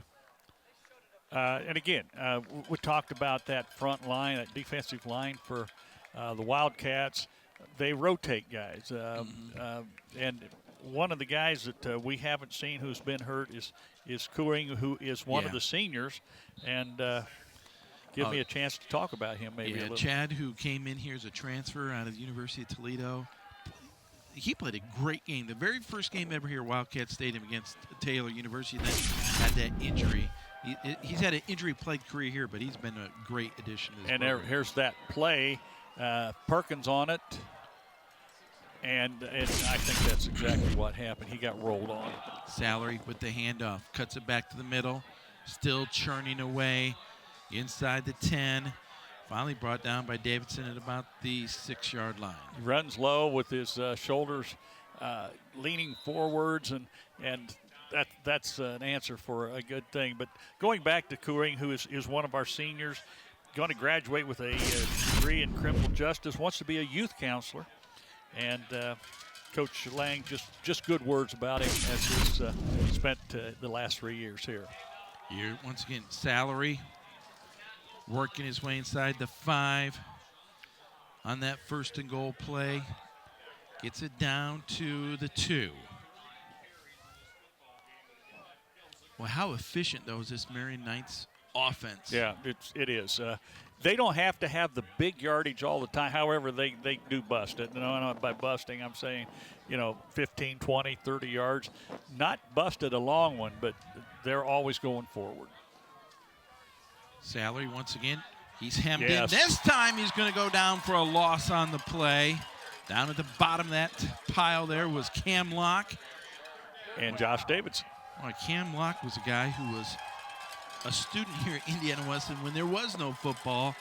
He walked onto the team, and boy, are we glad he did. Yeah, no kidding. That's they came up, and that's a big play because you're looking at giving up a touchdown, maybe at 3rd down, hold them to a field goal here. And again, remember they have the wind behind them, so it's almost a given fact that if they have to kick it, it's going to go through. Here we go. Salary. No, play action. Under pressure. Throwing in the end zone, and it is caught, but incomplete. Oh, wait a minute. Justin Johnson thought he picked it off. It sure looked like he picked it off. Wow, Justin Johnson came away with that football, but the official was very emphatic with his call. It was incomplete pass. Well, we're going to see who's right here because it looked to us like it was an interception. I think he came up with it. I think the ball was loose, and the player touching it out of bounds. The offensive player was touching it out of bounds. It could be. All right.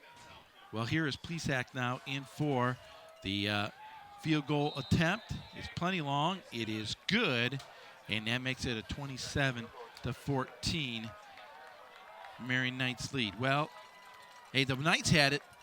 1st and goal at the 6, and this defense closes things in and holds them to a field goal attempt. Boy, I go back, though, Ron, to the play, though, that was called an incomplete pass that very well could have been a fumble that the Wildcats recovered. Yes, absolutely. We'll never know, but and I think you're right down there in the end zone. The fact that it was a pickoff, but it was touching the Marian player who had half of his body out of bounds, which says it's a dead ball, and it's too bad because Juice Johnson did a nice job of taking it off the guy's belly. Well, really nice coverage in that area of the end zone. Yeah, it was play action, wide open. There was pressure on the quarterback, but he still put it up there. Juice Johnson, good cover. Well, speaking of Justin Johnson, he's back now to return this kick. 10-24. A lot of time to go here in the 4th quarter. Still two scores. You can get 2 scores and win this. The ball rolls off the tee. And the wind has picked up. Frayne to kick this one away here for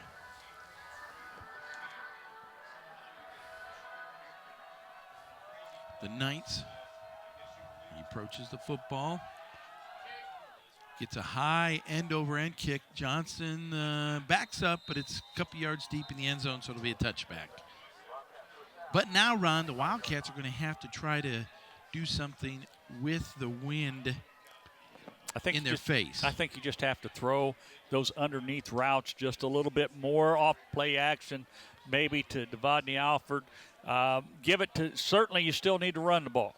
But I think maybe the fact that they know that you've got to pass the ball a little bit, that when you get Devadney Alford running a little bit more, maybe it'll open up some for him. So here we go. First And 10 from the 25 for the Wildcats.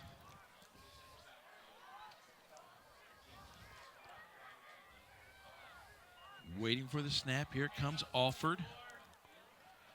But the Knights have made it much more difficult to run against them here in the second half. Alford had about 62 yards in that first half. Let's check in with Joey Koenig. One thing that offensive coordinator Eric Terrazas said in the pregame on Thursday is that this offense is built to chew clock and grind down the field. But now needing 2 scores at least with 10 minutes left, the Wildcats are going to have to sprint down the field. Back to you guys. Second down and 8. Blair steps up in the pocket, rolling sideways. Now he dumps it off to Alford, and it'll be an incomplete pass. Just too close. Blair looked to me like if he kept running, he would have picked up something.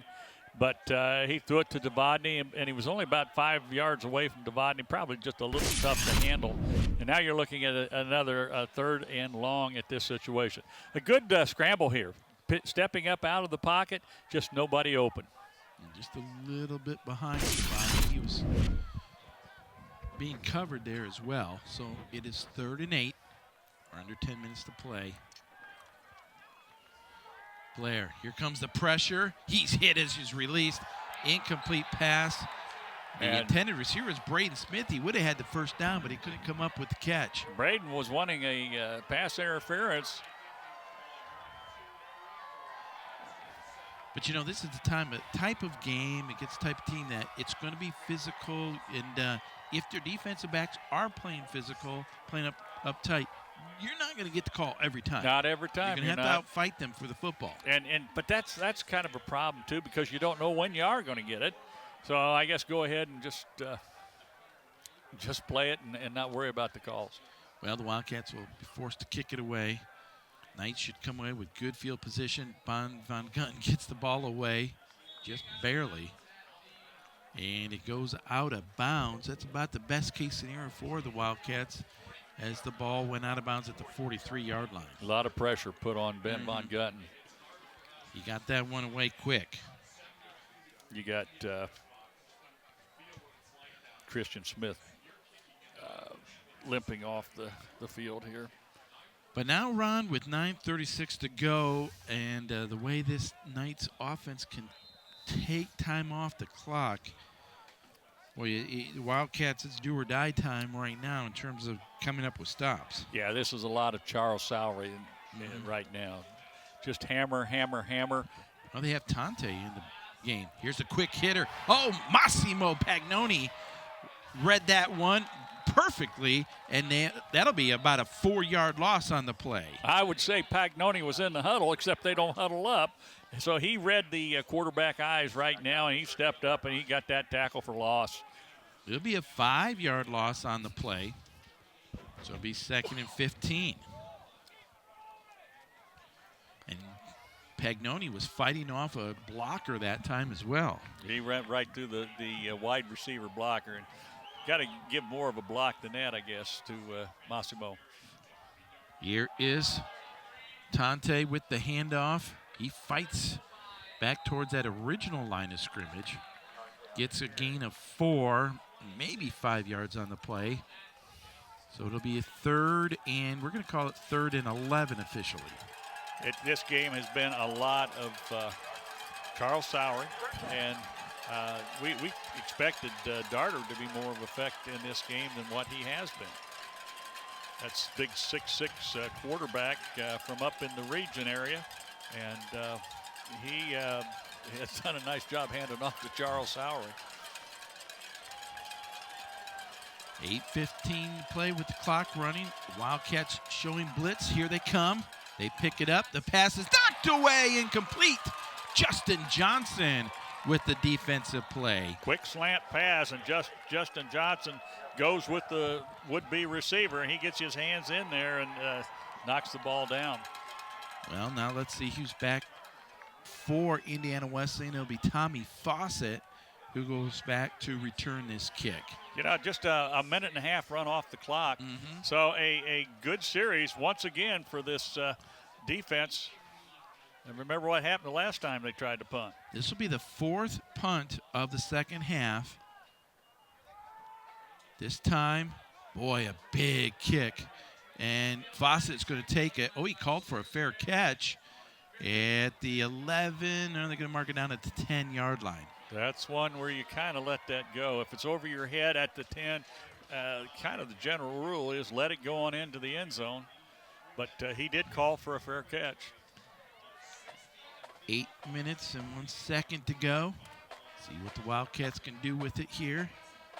It's been amazing to me this second half how good Indiana Wesleyan's defense has been. A team that scores 42 points a game was given some early points in the first quarter, and that defense now has come to. Here's the quarterback keeper, Blair. This time he just puts his shoulder down. Boy, he's going to pay for it after a gain of about 5 yards. But Zach Blair, in his final game here at Wildcat Stadium, he's not going to leave anything he left out on this field, is he? No, he will not. Just a reminder that the Wildcats play their last game of the season up in Michigan at Concordia next week. Here's Alford. Alford with the first down on that carry as he picks up 6 yards. No, nothing called there, but a hand in the face mask area, but nothing was called there. And I think I'm like you. They're saying just let them play right now, and let's see what happens. But both teams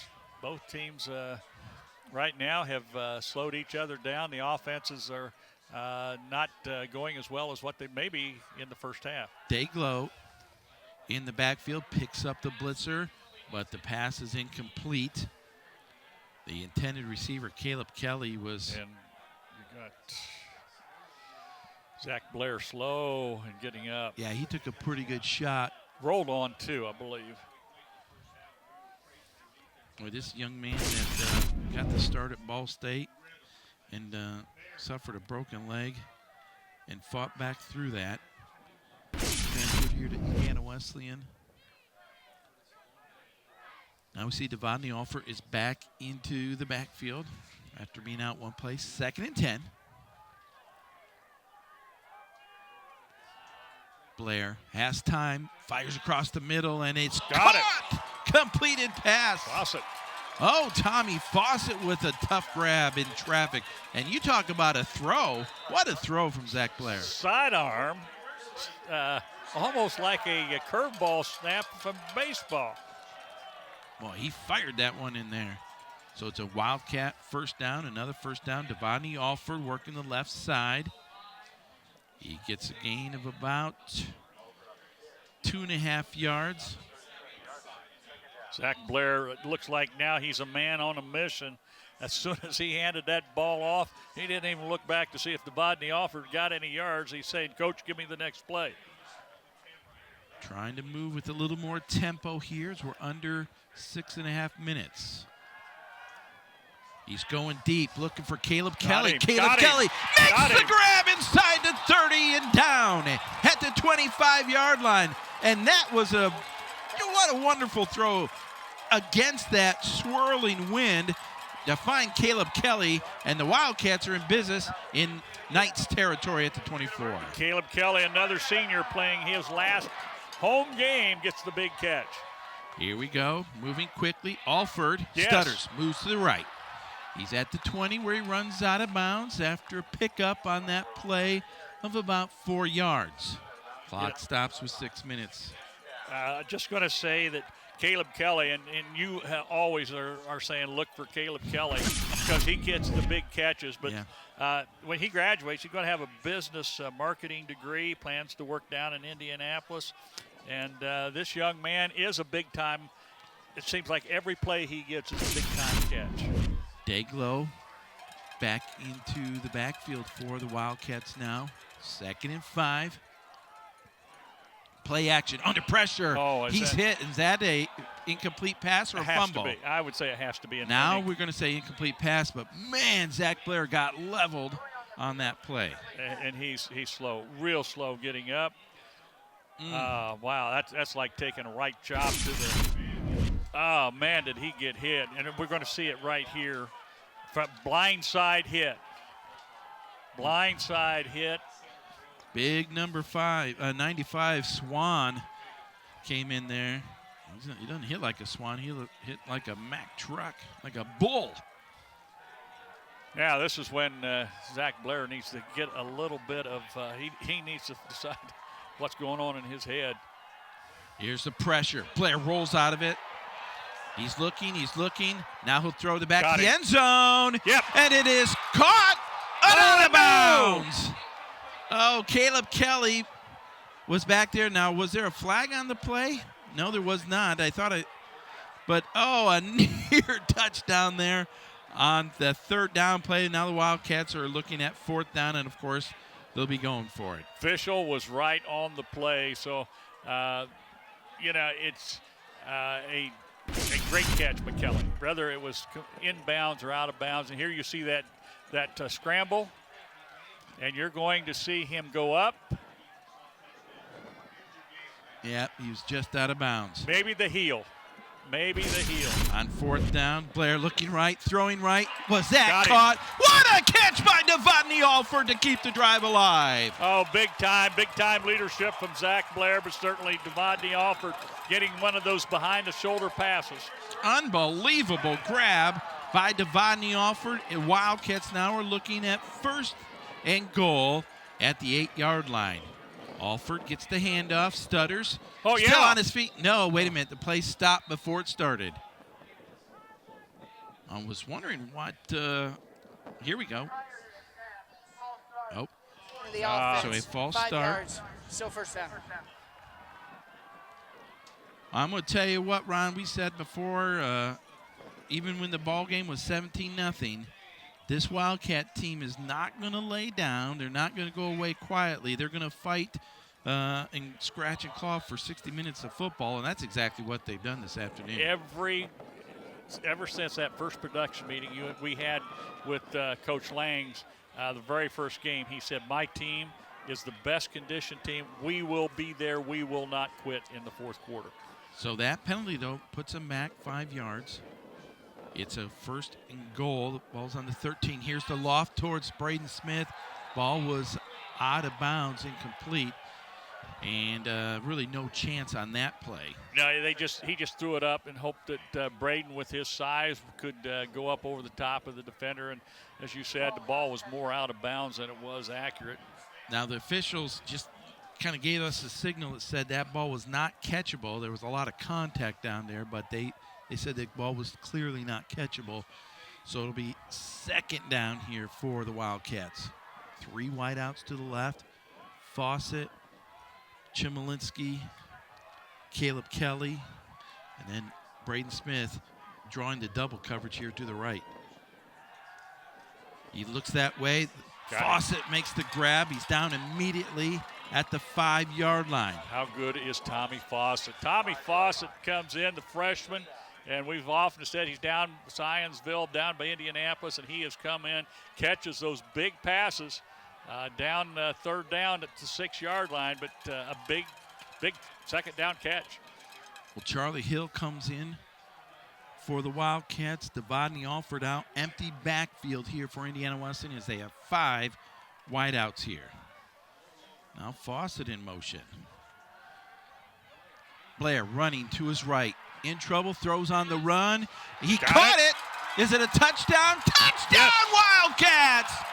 Ray Chmielewski with the grab. Chmielewski coming back for it, picks it off of the grass. 3:46 to go, and the Wildcats have cut into this lead with the extra point to come. They can make this a 6-point ball game. And you need that point right here because the difference in this game then is just 6 points. The snap is down. The kick is up. That one isn't too low. It is good.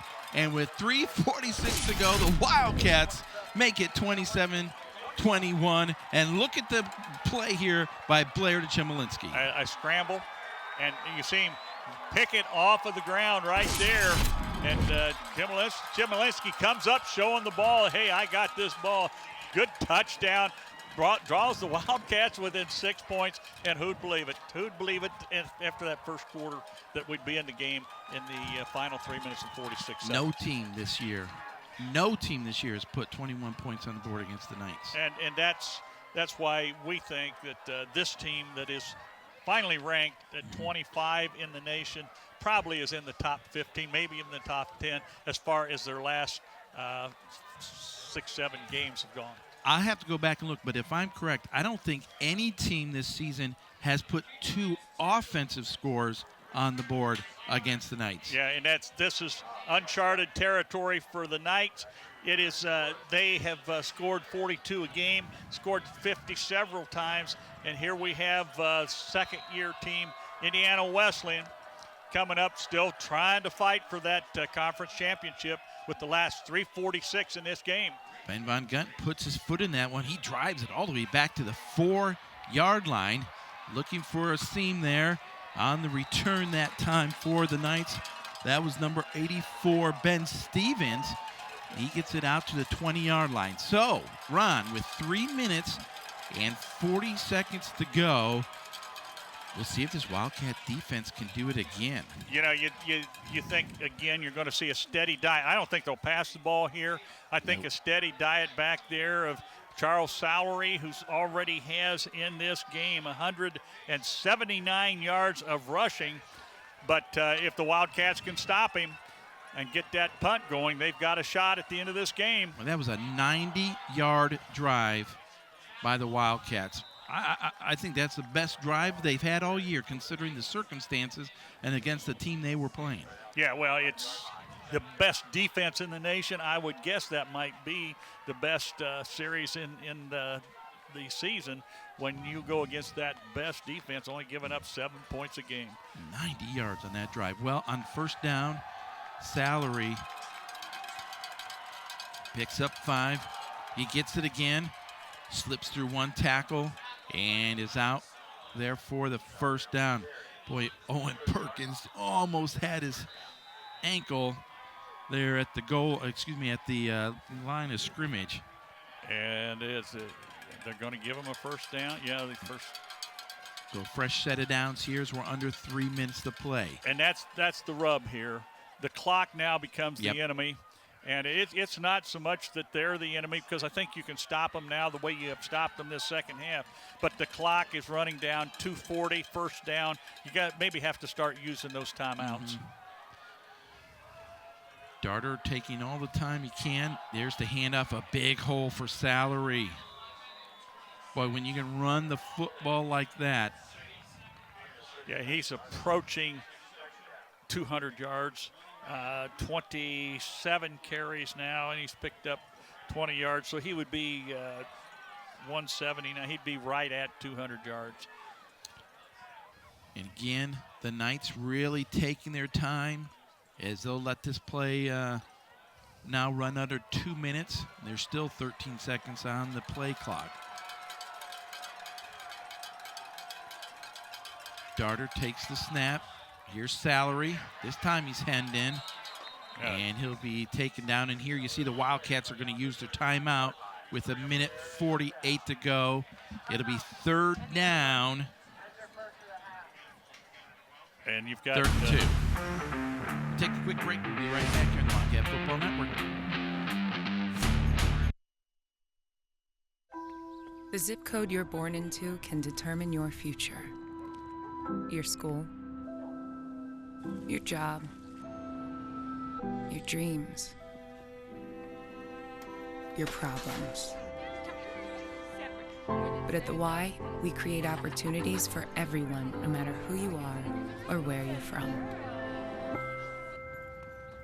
For a better us, support your local Y today. When I was a kid, I wanted to be just like Cal Ripken. It's definitely humbling to know that now people are calling me a hero. Instead of finding the IED with my metal detector, the IED found me first, and that resulted in double above-knee amputations. It's hard to describe the feeling of meeting somebody that you've always wanted to be like. There are people now that are looking up to you for their inspiration and to be their role model. Visit saluteheroes.org to learn more. Do I really want to step into something that's not safe? Do I really want to do something that's uncertain? The world is desperate for for nurses who want to positively impact the world for Christ. The biggest communication problem is that we do not listen to understand. We listen to respond.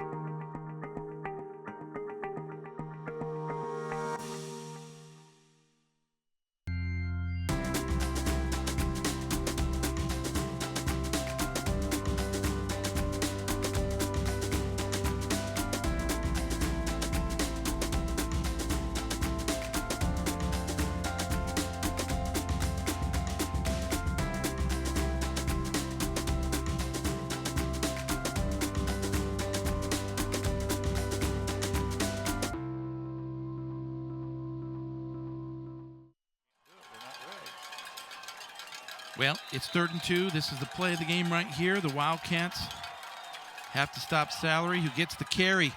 Boy, he put his shoulder down, and I think with the spot, he's going to get the first down.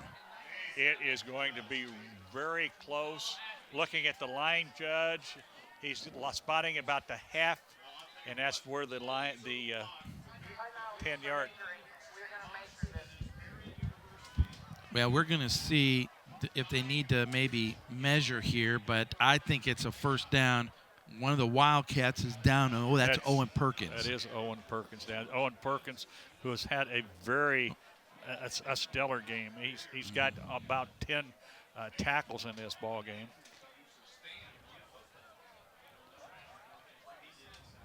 We're going to wait for the measurement here.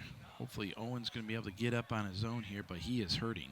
Well, that's 2 tackles in just 3 plays that have gone down for the Wildcats. But with a first down here and 1:41 to go, if it is a first down, that probably seals the deal here for the Knights. It sure looks like it's going to. With only 2 timeouts left. We'll wait for the stretch. Well, wait a minute. Yeah, he got it by the length of about 2 footballs there. And so, boy, they put the ball in the hands of Charles Salary, who has not only done it all game, but he's done it all year. He's done it all career. You know, you talked about the fact that they have one player already that's in the, did you say for Minnesota, that is in the pros. Yeah, you take a look at this. It speaks to the strength of this conference that you'll see every year multiple guys who will get, those unsigned free agent contracts and, make get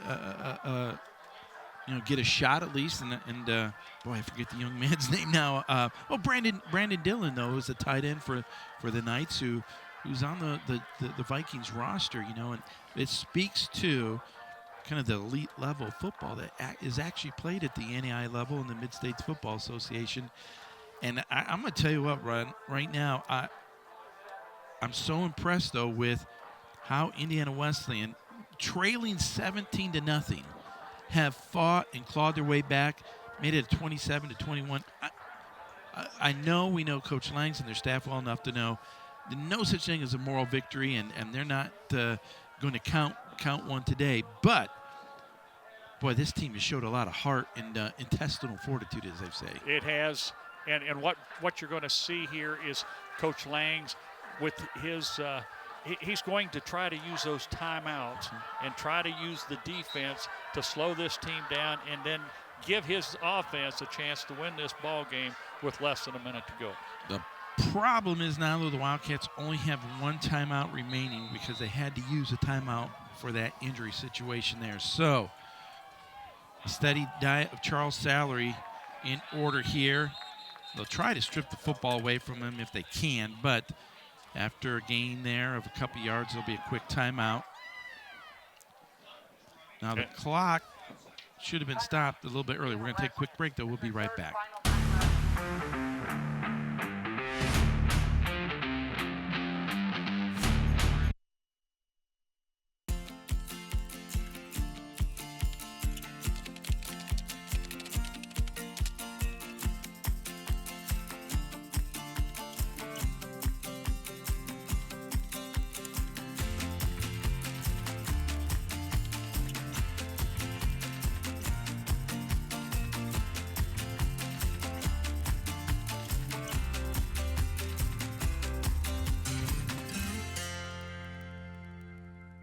Where is America's premier agricultural theme park? It's a family-friendly gem. Agritourism the way it should be. It's Fair Oaks Farms, where kids of all ages learn about 21st century farming while having fun. Where else can you get ice cream made with fresh from the cow milk, climb a 25-foot milk carton, or see a cute little piglet minutes after it's born? Utterly close to farming. That's honest-to-goodness Indiana. Start exploring at visitindiana.com/fairoaks. As a mother, you don't want to have to worry about this bill is coming, but then she needs this chemo. That's a decision you shouldn't have to make. At St. Jude, a family never sees a bill at all, not one bill. It's like the world has been lifted off of your shoulders. The treatment doesn't get any better than what you receive at St. Jude. It saved my life. It saved my daughter's life. It saved our family.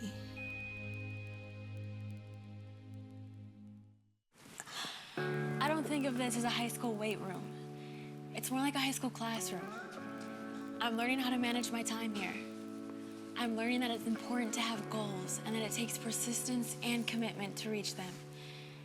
And I'm learning that the best way to lead is by example. Indiana high school sports. They're more than just a game. Come and see me play. All right, back here in Wildcat Stadium, it's 2nd and 9. The Wildcats, however, are out of timeouts. You got to believe the Knights will keep it on the ground. They do with Salary. He puts his head down. Now the Wildcats want to get up quickly so the officials can. Yeah, they can't set it that ball until down. everybody. Now they can set it. So minute 23 and 30 seconds on the game clock. So the Wildcats get a stop here. They might get the football back. Or they can run the ball on 4th down. They could. They're going to run every second down here. They'll run it under a minute, the Knights will. Can't imagine they're going to do anything other than hand it off to Salary. It's just a matter of which direction. Salary is hit. He's down. He'll be shy of the first down at the 48-yard line. And the clock is running, but maybe 9 seconds. Yeah, I don't see it happen. I don't think. Well, the Wildcats in this punt situation, they're just going to have to. You don't even put anyone back, do you? No, I don't think they'll run. I think they're just going to go down, let it go down, maybe take a penalty here. Sure. What about 11-second difference between the play clock and the game clock? So, you might get a one play. Maybe. I don't know. But now the Knights are going to take a timeout with 12.8 seconds to go. Well, we'll take a quick break. We'll be right back right after this.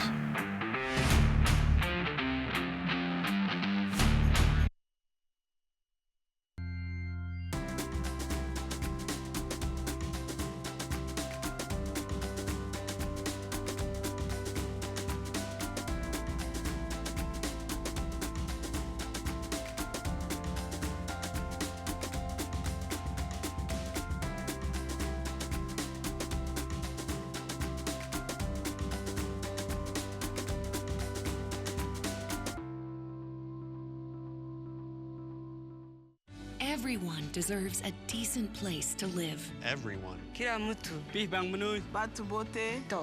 Decent shelter is something we all need to thrive. When a future homeowner partners with Habitat for Humanity to build or improve a home, Build.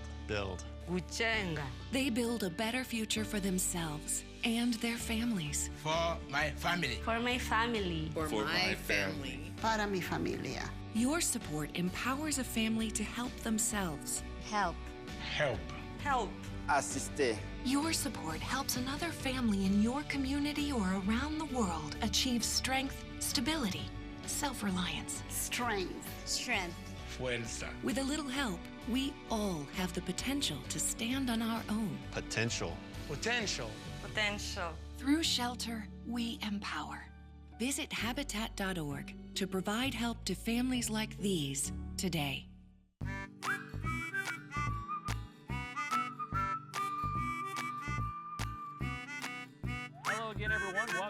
Crossroads. I'm Randall King. And I'm Katie Key. It's Kappa. There we go. There we If go. he tries, it actually works. Now I can maybe actually get some points. I'm Randall King. And I'm Katie Key. The Crossroads of Life brings people together, and that's what we try to do here each week. Thanks for watching, everyone. So long. All right, here we go with 12.8 seconds to go. Frayne back to punt. Ron, we're waiting to see what happens here. Do the Knights? I don't think they punt. I think they're in punt formation, but I don't think they punt. They could try to run this one around a little bit. Cam Locke is back deep for the Wildcats. I think he's got to try to return it. If he does kick it, some people say he'll make a fair catch and then try to run a play, but I think he got better luck if he tries to return. Let's see. Here's a good snap. Kick is away. They got it away. Cam Locke comes up. He did call for a fair catch. So with 8.4 seconds to go, we're going to look now for I tell you what, the Marian Marching Band was here today. Let's get them out on the field right now. There you Let's go. have a Cal Stanford finish. I want to say the band is on the field. The Wildcats get a touchdown. I think realistically, though, Roger, you've got a Hail Mary coming up here, and I think some kind of maybe hook and ladder though play, or it could be, but hook and ladder really doesn't work all that well when they're playing. They're going to play two guys really deep. They're not going to let anybody get any deeper than them. But I just think what you do is just run 4 verticals and try to get it out there and hope that you get another shot if you don't get anything. Well, here we go. No timeouts left for the Cats. Blair under pressure. He's hit. The ball is loose. An incomplete pass. 4 seconds to go, and I'm not sure, was that their main man there applying pressure? I believe it was. Yes. Number 6. It sure was. Mac Dutra. Who has 8 sacks coming into this game, and he is so quick. You see how quick he got back there? This definitely is the last play of the game. Barring penalty. Cats are down 6. It's all the marbles right here. 3 wideouts to the right. Braden Smith all alone to the left. 3-man rush. Here's a quick hitter to Braden Smith. Now the pitch. Here we go with the craziness. Alford gives it up. Oh! And no, that was not good. It'll be a loose ball. I think it's going to be a touchdown for the Knights. That's going to be a touchdown, but the worst part of that whole play, though, is for the Wildcats. Jackson Burke got leveled. He did, and he is still down. Well, that'll make the final score 33-21, I believe. I believe that was a touchdown. And on the score for the Knights, I believe that it might have been Darrell Wilson. But discounting that last play, the Wildcats actually had outscored the Knights 14-3 in the second half. A football game that at the end of the first quarter you thought, oh boy. But credit this Wildcat team. Congratulations to the Knights for the victory, but credit this Wildcat team for how hard they played and giving themselves a chance to win this football game. It was a chess match the whole second half. Wildcats working their way back into this ball game and really had one shot at it, and we're going to see it right here. A throw down to Smith. He gets it to Devodny. Devodny throws it back to Burke. Didn't see the end of that play, but it rolled into the end zone. The Knights cover it there for the touchdown. As we said, it makes the final score 33-21 as they get that last second touchdown. But well, I want to give a shout out too again to this. I think this Wildcats team defensively, especially, well, really not just the second half, but second quarter on. Right. I thought they did a much better job. Keeping this Knights team in check. A team that is as good as anybody in terms of running the football offensively, 450 yards of offense per game, and certainly a big test for the Wildcats. But they made some great halftime adjustments and held that offense in check. I really believe that the halftime adjustments were as good as any adjustments they've made in the 2 years that we have been watching them. It came down to this last play where they tried that gimmick play, and it just didn't work. But they got within 6 after being down 17-0. What a great play that was. We're going to check in with Joey Koenig down on the sideline and Coach Jordan Langs. Now, there's no such thing as a moral victory, but not a lot of teams have hung with Marian this year the way you guys have. Is this a game that you can step back from and be proud of your team? I'm proud of my guys every single game, so we'll see. We'll watch the film. We just got to play consistent for 60 minutes. We did not do that in the first half. But I was proud of the way they bounced back in the second. And the defense really locked down there in the second half. What changed at halftime? They had to limit their play calls a little bit. Our kids are just fighting. I mean, we're still a year away from being at that level of growth physically, and our kids just hung in there, did everything they could. You said on Thursday that there is a feasible chance that you could go 1-1 and still get an at-large bid. What does the closeness of this game do for that idea? I honestly don't know. We'll see. We got to go take care of next week and do everything we can against another great opponent. So we got to take care of our business. And how does this game set the table for a potential rivalry with Marian here in the future? We play so many great teams in this conference. We respect them. They're a great program. But we got to show up against teams, every single week. So I think we enjoy playing against really good teams, and they are that. All right, thanks. Yeah, thank you. Back to you guys. All right, there you heard from the head coach of the Wildcats, Jordan Langs, and then we talked about that. No such thing, of course, as moral victories. But I think when we talk with Coach Langs, you always hear him talking about learning and growing from it. Right. And I definitely think there are some things we saw today where they can learn from. There were a lot of little plays in this game. Even though Marian was running the football very well, you had the potential interception in the end zone that wasn't. That would have taken the score away. You had some other small little things, but, the Wildcats still fought through it. The final, in the second half, they put together some really good drives. They did, and the 90-yard series was probably the best in history, even though it's just a little over a year. And look at that play right there. Big block, and then here you get a scoop and score by Justin Johnson, and he's a sophomore out of Marion, Indiana, and that really put them back in the game. And again, this defense in the second half was Justin Frey, who got the block punt, made the tackle there. Marian was able to get, this was a big play. I still not sure if that was incomplete pass or a fumble, but it was called consistently later on. I thought maybe Zach Blair had a pass that could have been a fumble, but in this drive here, Wildcats just continued to fight to scratch. A 90-yard drive made up of some big throws, some big catches by Fawcett, Devontae Alford, Raymond Chmielewski, Braden Smith. Just some stellar play here. I thought this was the drive. That was the play I was talking about that could have been the fumble. But this, to me, was the drive of the season, maybe the drive of the program in the 2 years. And here you're going to see the touchdown here. Unbelievable catch. Unbelievable scramble, but unbelievable catch by Chmielewski. And certainly, for the last time, you saw Zach Blair and Lamont Matheson and Caleb Kelly and Chad Cooling play before the crowd. A special thanks on our last broadcast of the year to a couple people that worked so hard over the years to bring this to you. Dr. Randall King, Paul Crisp, Nathan Johnson, our entire WIW crew. We say thank you so much for your work and making Wildcat football broadcast a possibility. Thank you to you. We'll see you next time on Wildcat Sports Network.